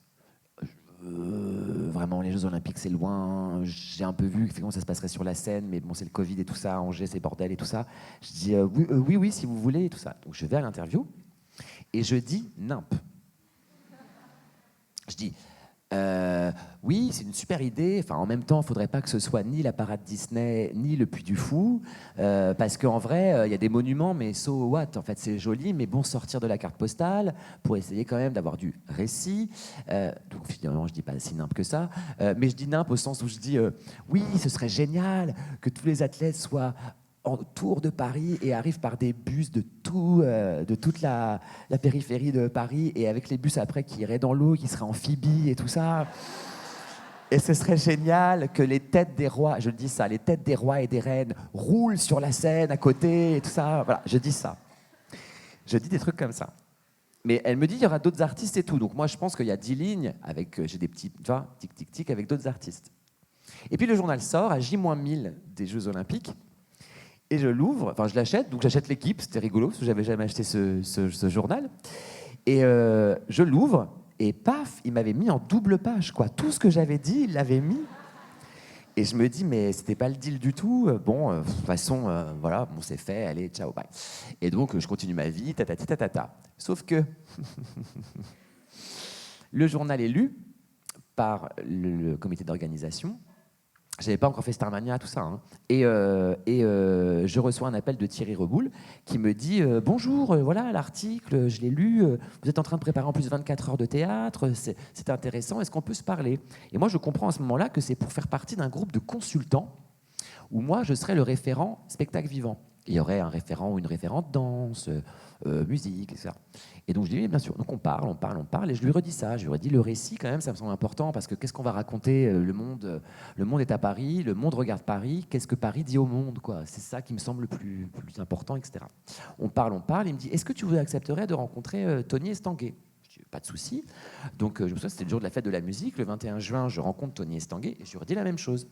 Et puis après, il me dit est-ce que tu veux bien rencontrer Anne Hidalgo? J'ai dit ça commence à faire beaucoup sérieux. Pour être consultant théâtre d'un événement, franchement, oui, mais vois Anne Hidalgo et tout ça. Donc je vois Anne Hidalgo, bonjour madame, le récit, tatati, tatatou. Et il me dit ensuite, bon, on n'a pas de DA. Mais c'est dans 2 ans, les gars. Faut y aller là. Et il me dit non, mais en fait, on réfléchissait à une forme de direction artistique, et en fait, on pense que tu pourrais être le directeur artistique. Mais je dirige un théâtre, j'ai des tournées, j'habite à Angers, j'ai jamais habité à Paris. Écoute, passe devant le CIO et puis on verra, peut-être qu'ils ne te choisiront pas. Donc je passe devant le CIO, fin août. Et là, c'était quand même trop marrant parce que, tu sais, en fait, je savais pas trop où j'arrivais. Il y avait une grande table avec, genre, je sais pas, 50 personnes, des gens là, des rangs derrière et tout. Là, il y avait 3 personnes devant et, tu sais, des micros, il faut appuyer pour parler et tout ça, là. Et quand je rentre dans la pièce, je vois plein d'écrans avec mon nom, mon visage, mon nom, mon visage, mon nom, mon visage. Et je fais des gens qui travaillent en traduction, des cabines de traducteurs. T'es là, ok, c'est la World Company, qu'est-ce que je fais là et tout ça. Je m'installe entre Anne Hidalgo, bonjour, Tony Estanguet, bonjour. Devant donc le CIO. Alors, allez-y. Le récit. C'est super tout ça, c'est super, mais on est à un moment donné où le monde a besoin qu'on se raconte à nous, tous et toutes, des choses qui nous permettent d'aller mieux, de se rassembler, de se considérer, de se représenter, bon, voilà. Et très bien, je sors au bout de 25 minutes et j'ai le texto de Tony Estanguet qui me dit « Bienvenue dans l'aventure, tu as été choisi à l'unanimité ». Je suis dans le taxi et j'appelle ma mère, théâtre. Allô, ça marche pas. Allô, maman. Allô, maman. Oui, voilà, j'ai fait une bêtise. J'ai parlé à des gens des JO et ils m'ont choisi comme directeur artistique et tout ça. Et je vais dire oui, je crois. Et voilà, parce que c'est une fois tous les 100 ans et qu'on peut certainement s'adresser au plus grand nombre. Et que peut-être c'est important qu'on se dise des choses entre nous, quoi, importantes. Donc je vais dire oui, donc je vais démissionner, je vais déménager et je vais me lancer. Pardon. Et donc, je fais Starmania, entre-temps aussi, pardon.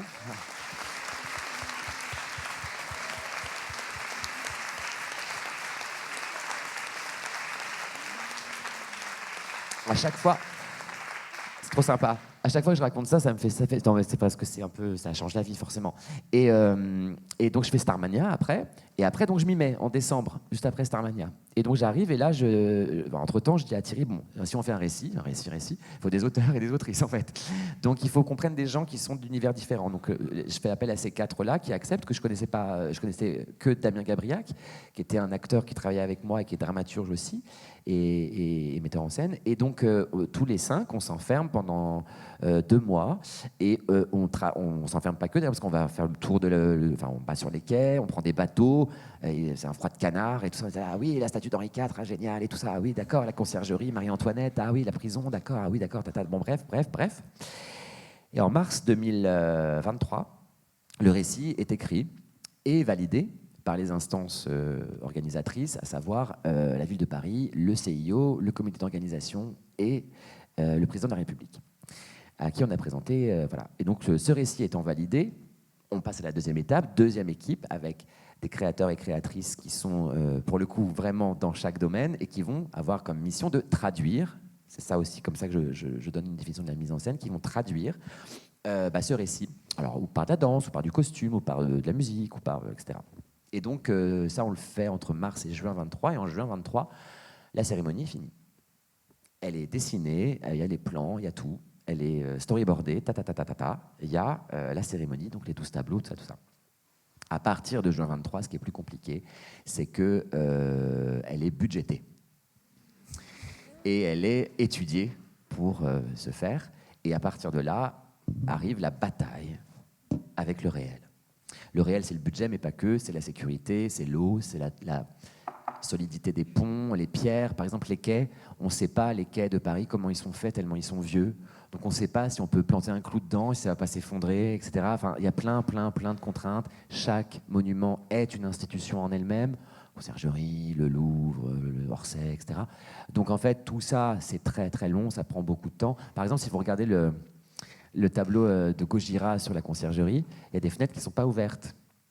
Où il n'y a pas toutes les fenêtres ouvertes pour mettre les personnages, les aristocrates, parce que c'est pas que Marie-Antoinette en fait. Hein, donc voilà, c'est aussi des aristocrates. Et les fenêtres pas ouvertes, c'est les gens des bureaux, donc de hauts magistrats ou je ne sais quoi, qui n'ont pas accepté qu'on accède à leur bureau, etc. Voilà, donc tout ça, ça prend un temps. Voilà. Et ce qui est dur, ce qu'il faut garder en tant que directeur artistique, je suis hyper à l'aise d'un coup, c'est ne pas perdre l'intention initiale du récit qu'on a fondé avec les auteurs et les autrices. Et même si on doit changer la mise en scène, même 2 mois avant, mon intention, c'est laquelle? Je vous donne un exemple. Pour le tableau Festivité qui se passait sur la passerelle de Billy, l'idée au départ, c'était de faire un hommage à la culture nocturne, à la vie nocturne de Paris, qui est un de nos fleurons aussi, et de travailler sur toutes les cultures de danse. Donc on avait répété un grand ballet avec 200 danseurs sur la passerelle.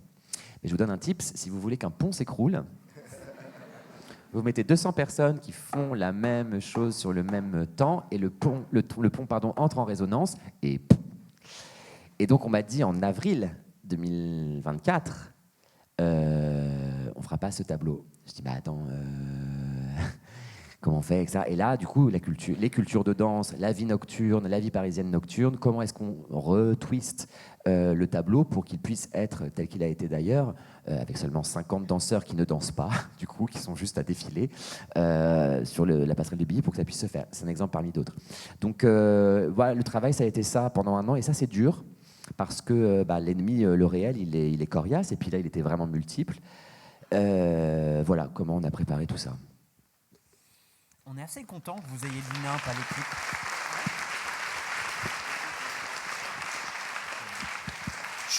Je crois que dans la salle, il y a des gens assez contents que vous ayez dit NIMP à l'équipe.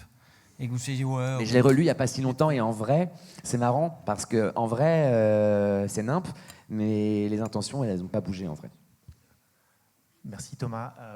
Une question sur le sujet de la... C'est moi là, ici, pardon. La question de la diversité que vous avez su mettre non seulement à l'honneur, mais aussi au service du récit. Et il y a le mélange des genres, des cultures. Mais vous parlez de Gojira, moi je suis un très grand fan, mais vous l'avez aussi associé avec Marina. Ils viennent d'avoir un Grammy. Ils ont eu le Grammy il y a 2 jours. C'est hallucinant. Et aussi, compte tenu de tout ce que vous nous avez raconté, d'où vous venez, comment vous pensez que cette cérémonie, elle aura la capacité d'entraîner le retour, ou en tout cas l'arrivée de la diversité dans les petites salles d'où vous venez? Moi, je travaille de manière bénévole dans une petite MJC dans ma ville. C'est pas encore ça. Il y a le jazz d'un côté et les cultures urbaines, mais il n'y en a pas vraiment. Voilà, la diversité, la mixité des genres, est-ce que vous pensez que ça a été une impulsion aussi, cette cérémonie? Et comment on va continuer? Est-ce qu'il faut encore des JO pour remettre une couche et qu'on y arrive à faire bouger ces lignes-là dans les régions, dans les théâtres, etc.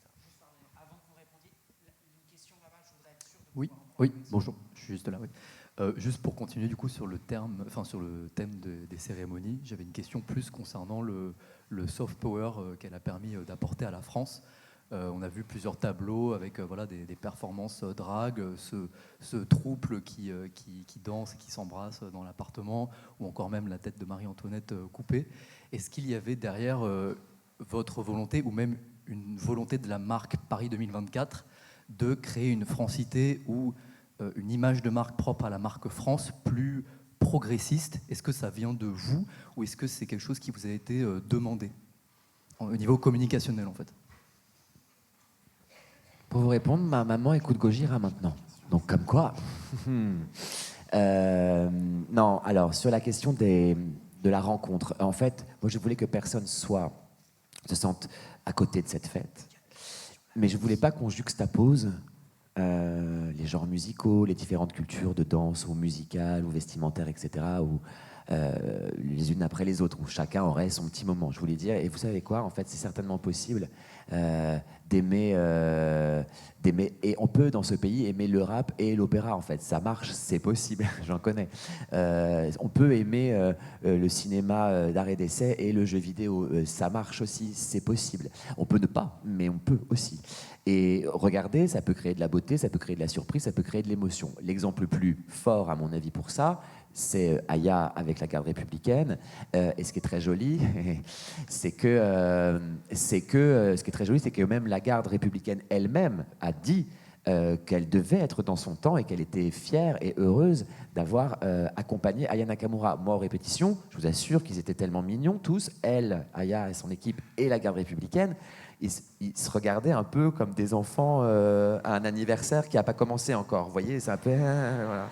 C'était tellement mignon, mais tellement aussi porteur du respect mutuel que Aya avait pour cet orchestre et l'orchestre pour Aya, quoi. C'était très très beau à voir, vraiment, la rencontre. Et ça a créé de la beauté, de la surprise, de l'émotion.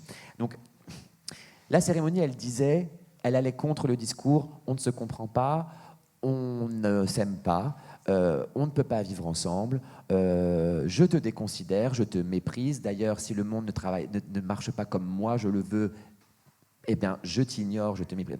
Elle travaille contre tous ces discours-là de polarisation, au-delà des genres esthétiques ou artistiques, pour dire, en vrai, on n'a pas d'autre choix que d'être tous vivants et vivantes au même endroit en même temps. Et donc peut-être qu'on peut se concentrer, regarder ce que ça donne sur ce qui pourrait nous rassembler plutôt que toujours ce qui nous diviserait. Et ce qui est très heureux, c'est qu'à l'issue de cette cérémonie, il y a ce fameux sondage et ce chiffre, moi, qui m'a touché très fort, c'est ces fameux 86% des Français et Françaises qui estiment que la cérémonie a été réussie, a été représentative de la France, etc., etc. Et je me suis dit, bon bah alors alors, qu'est-ce qui s'est passé? Comment ça se fait qu'en 3h30, moi, je vois mon propre pays qui fait flop-flap, comme ça, qui se retourne sur lui-même, avec le printemps qu'on vient de vivre et les résultats électoraux qu'on vient d'avoir, flip-flop, et en fait, on s'aime en vrai. En vrai. Et ça a duré 2 mois. En fait, on se considère, on se représente. Et d'ailleurs, la question de la représentation. Nous, en théâtre, on dit qu'on va faire une représentation le soir et tout ça. Mais c'est un mot qui est très, très important. À partir du moment où ça se voit, où on voit, ça existe. C'est tout. Donc si on voit des gens divers, et dans la diversité, je mets les âges, les corps, les couleurs de peau, les genres, les cheveux, les vêtements, tout ce que vous voulez, et ben, si on voit, c'est que ça existe, et donc ça fait partie du grand nous. Et à partir du moment où on travaille sur les singularités, ce qui est fou avec cette cérémonie, c'est qu'on est arrivé à l'unité. Et à là même la fierté, c'est le mot qu'on m'a redit le plus. Et moi, je me dis, ok, donc l'universalisme français, qui doit aussi se repenser. En fait, peut-être c'est un nouveau dialogue possible d'un nouvel universalisme français via la singularité. Donc peut-être un versalisme ou un multiversalisme, je ne sais pas trop, mais quelque chose en fait qui fait qu'à partir du moment où on considère chacun chacune et qu'on représente chacun chacune, ça crée du commun. C'est l'inverse c'est nouveau, je crois que c'est l'ère de la singularité, le temps de la singularité aussi. Donc je pense que c'est cette dynamique qui est plutôt le sens de l'histoire, j'ai l'impression, je le sens comme ça. Maintenant, c'est sûr que si politiquement elle n'est pas accompagnée ou médiatiquement accompagnée, nous on le sait, on se sait. Et concernant, j'ai oublié, pardon, la marque France. Alors, comme je devais m'adresser au plus grand nombre, je devais aussi m'adresser à des gens qui ne sont pas moi. Et tant mieux, parce que c'est intéressant d'aller prendre en charge et considérer la grande diversité de ce pays et cette richesse-là, de la considérer comme une richesse. Et donc, je me suis dit, ce qu'on va faire, c'est très simple, on va se concentrer sur le logiciel qui est le nôtre aujourd'hui, qui s'appelle La République. C'est mon seul code, c'était mon seul, c'est celui qu'on a en commun, tous ici. Et voilà, on va travailler à partir de ça, et à partir de ce que les monuments aussi nous racontent de ça. Donc, si dans ce pays on a envie on peut aimer qui on a envie, disons-le. Si dans ce pays on peut se genrer comme on a envie, disons-le. Si dans ce pays on peut avoir une croyance ou non, on va justement mettre ça en lumière, dire que ici les valeurs sont celles de la liberté, l'égalité, voilà, bon. Et ce qui est intéressant par contre, donc ça c'est pas une commande de com, c'est pas une commande du CIO, c'est le projet artistique qu'on a mené avec les auteurs et les autrices. Et qui a été bien sûr validé par les instances dont j'ai parlé. Voilà, c'était mon seul logiciel. Alors. Par contre, Friends is back. Ça, je l'ai entendu parce que je fais un peu le tour de certains. Je fais des conférences un peu dans d'autres pays, et c'est vrai. Mais ça, c'est dur à mesurer parce qu'il y a un esprit français, mais c'est dur quand on est dedans de savoir exactement ce que c'est. Je pense que c'est autour de l'audace. J'ai l'impression qu'il y a une chose autour de l'audace, autour de la créativité à la française et des valeurs. J'ai l'impression que quand je suis à l'étranger, ce que les gens me disent beaucoup, c'est on a revu la France telle qu'elle devait, paraître à son rang, quoi. Voilà, au rang qu'elle doit avoir aujourd'hui. Voilà. Alors moi, j'aimerais vous parler encore de la passerelle de Billy. Il y avait un cast formidable, Paloma, Nicky Doll, Barbara, etc., Kid Ismail. Et il y a eu énormément d'appels au blasphème, à l'insulte. C'est pas un sujet, en fait, on est tous d'accord pour dire que c'était de l'homophobie, de la grossophobie, de la xénophobie, etc. Et bref, les déchets de la pensée humaine. Et moi, ma question, c'est est-ce que vous êtes senti soutenu après ? Que ce soit par les institutions, vous avez parlé d'un sondage, mais est-ce que pour vous et les personnes qui ont organisé ces artistes, vous êtes sentis soutenus ? Voilà.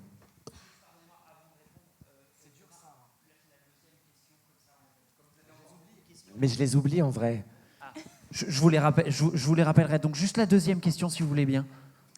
Merci pour être là, premièrement, parce qu'après avoir vu les 4 cérémonies, qui était d'ailleurs la première cérémonie des JO que j'ai jamais vue, et en fait, les questions que j'avais, en vrai, j'ai une dizaine de questions, mais finalement, je vais vous dire, la seule question que je me suis posée après chaque cérémonie, c'est comment vous avez trouvé la balance, genre l'équilibre entre l'administration française, le comité des JO et votre vision artistique qui est assez, je trouve que dans toute démarche grande, énorme, c'est assez important pour que vous soyez d'accord avec l'un l'autre.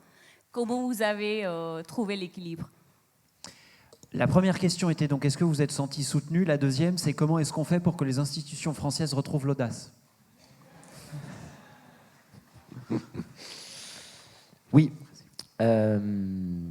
Soutenu parce que le cyberharcèlement et la discrimination sont punis et que j'ai porté plainte et que la brigade de lutte contre la haine en ligne a opéré un travail précis, méticuleux, que j'ai aussi cédé mon compte mes comptes de réseaux sociaux à une agence de communication de crise qui a pris en charge et a creusé les DM pour aller exhumer le pire, en faire des captures d'écran et les mettre dans le dossier.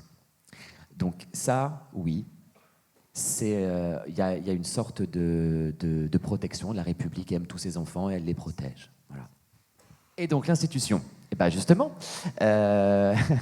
l'institution, comment... Ça dépend de quelle institution on parle, mais je parle de l'institution culturelle.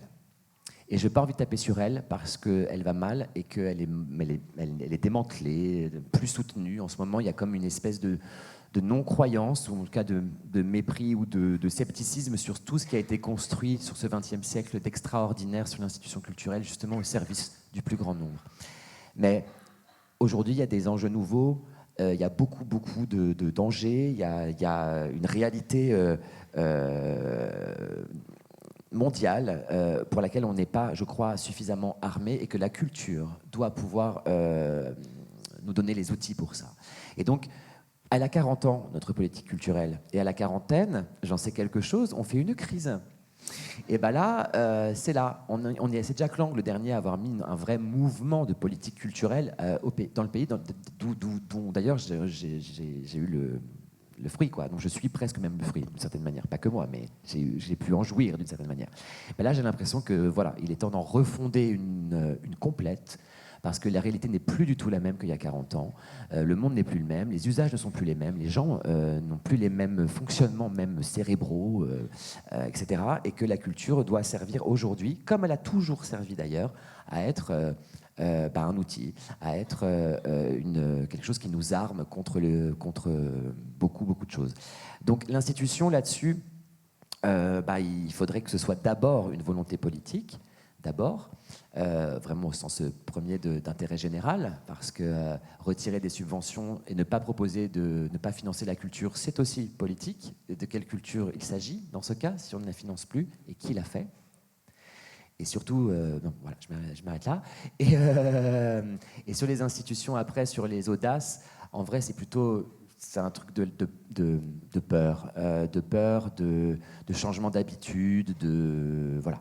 Et toutes les institutions qu'on a rencontrées pour la cérémonie, je vous donne par exemple l'exemple de la conciergerie tout à l'heure, il y en a qui ont ouvert nos fenêtres pour qu'on puisse mettre des performeurs aux fenêtres. D'autres pas, mais une grande majorité a ouvert les fenêtres. Par contre, il faut prendre le temps, il faut expliquer, il faut considérer. C'est pareil, il ne faut pas arriver avec ces gros sabots en disant « oui, moi je suis l'artiste, poussez-vous, je vais mettre des gens aux fenêtres et on va faire un tableau, ta. » Non, pas du tout.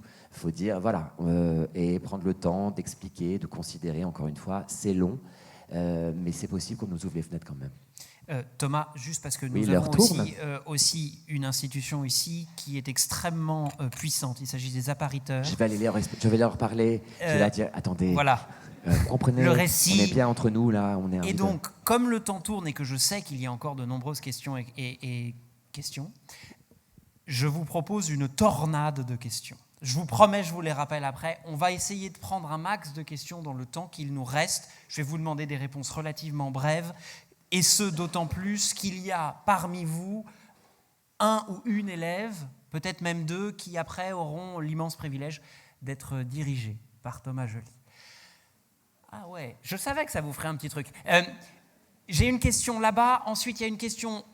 Il y a des questions partout, on y va, question là-bas. Bonsoir Monsieur Joly, merci beaucoup, c'était très intéressant. Je vais vous poser une question, mais vous avez commencé à y répondre déjà justement. Est-ce que vous pouvez nous donner en pratique les conséquences de la réduction de la dotation au niveau culturel, et comment est-ce que ça impacte votre métier depuis que vous avez commencé? Question là-bas, question ici. Qui a un micro? Le premier ou la première? Voilà, question. Le micro arrive. Vous avez évoqué plusieurs fois, et là vous le faites une dernière fois dans la question juste avant, les subventions, la politique culturelle, cette nécessité. Est-ce qu'aujourd'hui on est dans un débat budgétaire? Est-ce que vous avez peur? Vous avez une crainte? Est-ce que vous voyez des mouvements qui vont à l'encontre de ce que vous souhaitez? Question très rapide, pas sérieuse comme les autres, mais beaucoup de gens veulent savoir, je pense. Beyoncé, c'est Valérie Pécresse qui a refusé ou Anne Hidalgo qui lui a fait un cadeau? Moi, ma question, c'est ça fait quoi d'avoir dirigé une performance qui a gagné un Grammy et on vous a probablement proposé d'aller aux États-Unis. Est-ce que vous allez le faire ou pas? Alors, je vous propose de commencer à répondre parce que même là, moi, je m'y perds. Donc, allez-y. Ah non, il y a une question là, la dernière. Dernière question. Merci beaucoup. Plus côté artiste, quand on est artiste, qu'on commence à se lancer dans le milieu, dans la mise en scène, un truc qui fait très peur, c'est les temps de répétition qui sont de plus en plus courts, pour des spectacles de plus en plus courts. Et c'est terrifiant de perdre toute cette dimension du théâtre qui va du côté du laboratoire, essayer d'expérimenter, d'explorer, de faire de la recherche. Et ça disparaît. Est-ce que vous avez quelque chose à dire par rapport à ça? Merci. Alors, toute dernière question. Oui, bonsoir. Vous avez utilisé l'expression « le monde d'après » pour le Covid. Bien que les JO n'aient peut-être pas l'ambition de changer le monde, vous nous avez fait ressentir des trucs assez fous pendant les cérémonies et pendant les Jeux.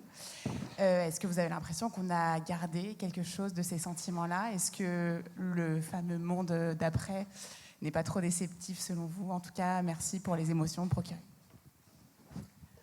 Ok, je vais essayer un truc, je tente un truc. Les Jeux ont été on dit une parenthèse. Je crois qu'il faut lutter contre cette expression, absolument, parce que moi je pense que c'était plutôt une brèche. On a ouvert un truc, on a montré, mais c'est comme je parlais des fenêtres, on a ouvert, paf, un soir, et après le reste, on a découlé avec les athlètes bien sûr, et les compétitions, et la beauté des sites, etc., toute cette équipe de Paris 2024. Une brèche qui a montré un peuple uni, un peuple divers, un peuple qui se considère, un peuple qui se sent représenté, un peuple qui fait la fête aussi, un peuple qui est en joie, un peuple, voilà. Et nous, comment est-ce qu'on continue Alors en tant qu'artiste, c'est la question que je me pose et c'est pour ça que j'ai pas d'idée encore. J'ai pas trouvé la bonne idée, mais je réfléchis à une fête. Attendez, méfiez-vous parce que quand vous dites nimp en public, après il se passe des trucs assez dingues. Alors c'est quoi cette fête? C'est une fête qui nous concerne tous et toutes. C'est une grande fête de la nation et dans laquelle peut-être on pourrait se voir, nous tous et nous toutes, voilà, se voir, se considérer et fêter qui nous sommes et ce qu'on est, bel et bien. Encore une fois, avec les valeurs qui nous rassemblent plutôt que de mettre en lumière ce qui nous divise. À un horizon particulier, cette fête? Enfin, je veux dire, on est tous invités. Quand est-ce qu'on réserve? Chacun est invité, absolument. Absolument. Mais j'y réfléchis parce que y a aussi la puissance du spectacle vivant, on n'en a pas parlé, mais quand même, ça reste. Si vous regardez la cérémonie, en vrai, c'est pas Hollywood. Hein. Enfin, je veux dire, d'ailleurs, les Américains ne m'ont pas appelé. Non. Et Beyoncé? Beyoncé. Peut-être pour la prochaine fête. Non, à un moment donné, on a pensé, je crois que c'est dans le documentaire, on avait pensé à faire un duo, etc. Mais en fait, on a abandonné l'idée. Elle n'a pas dit non et personne ne nous a refusé. De toute façon, que les choses soient bien claires. Dans un pays où la liberté de création existe et qu'il faut la défendre. Voilà. Alors, ça, je vous avais prévenu. Alors, attendez, parce qu'on va s'aimer tous ici. Non. On va se retrouver, mais... Il n'y a que moi qui... Sur la liberté de création, je tiens à préciser. Elle existe aussi à Sciences Po, la liberté de création. Il faut juste attendre le bip. Merci, de rien. Sur la liberté de création, je tiens à préciser que moi, je n'ai pas été empêché de rien du tout et que personne ne m'a dit ça non. Attendez, parce que pendant qu'il parle, il vous reste peut-être l'opportunité d'être dirigé. Non, mais ça... Nous... Ah. Si ça prend 5 minutes. Ah. Alors déjà, c'était pas être dirigé par Thomas Joly, c'était pas ça l'idée. Je le vends, moi, après. Non, c'est une petite expérience. Mais vous savez quoi? Et si on se revoyait? Ah, j'adore quand vous dites nimp. J'adore. Ah, mais parce qu'il y a plein de questions. C'est votre scène et votre public. Non, je veux pas... Non, mais je veux dire... Vous travaillez... Je crois que ça leur plaît.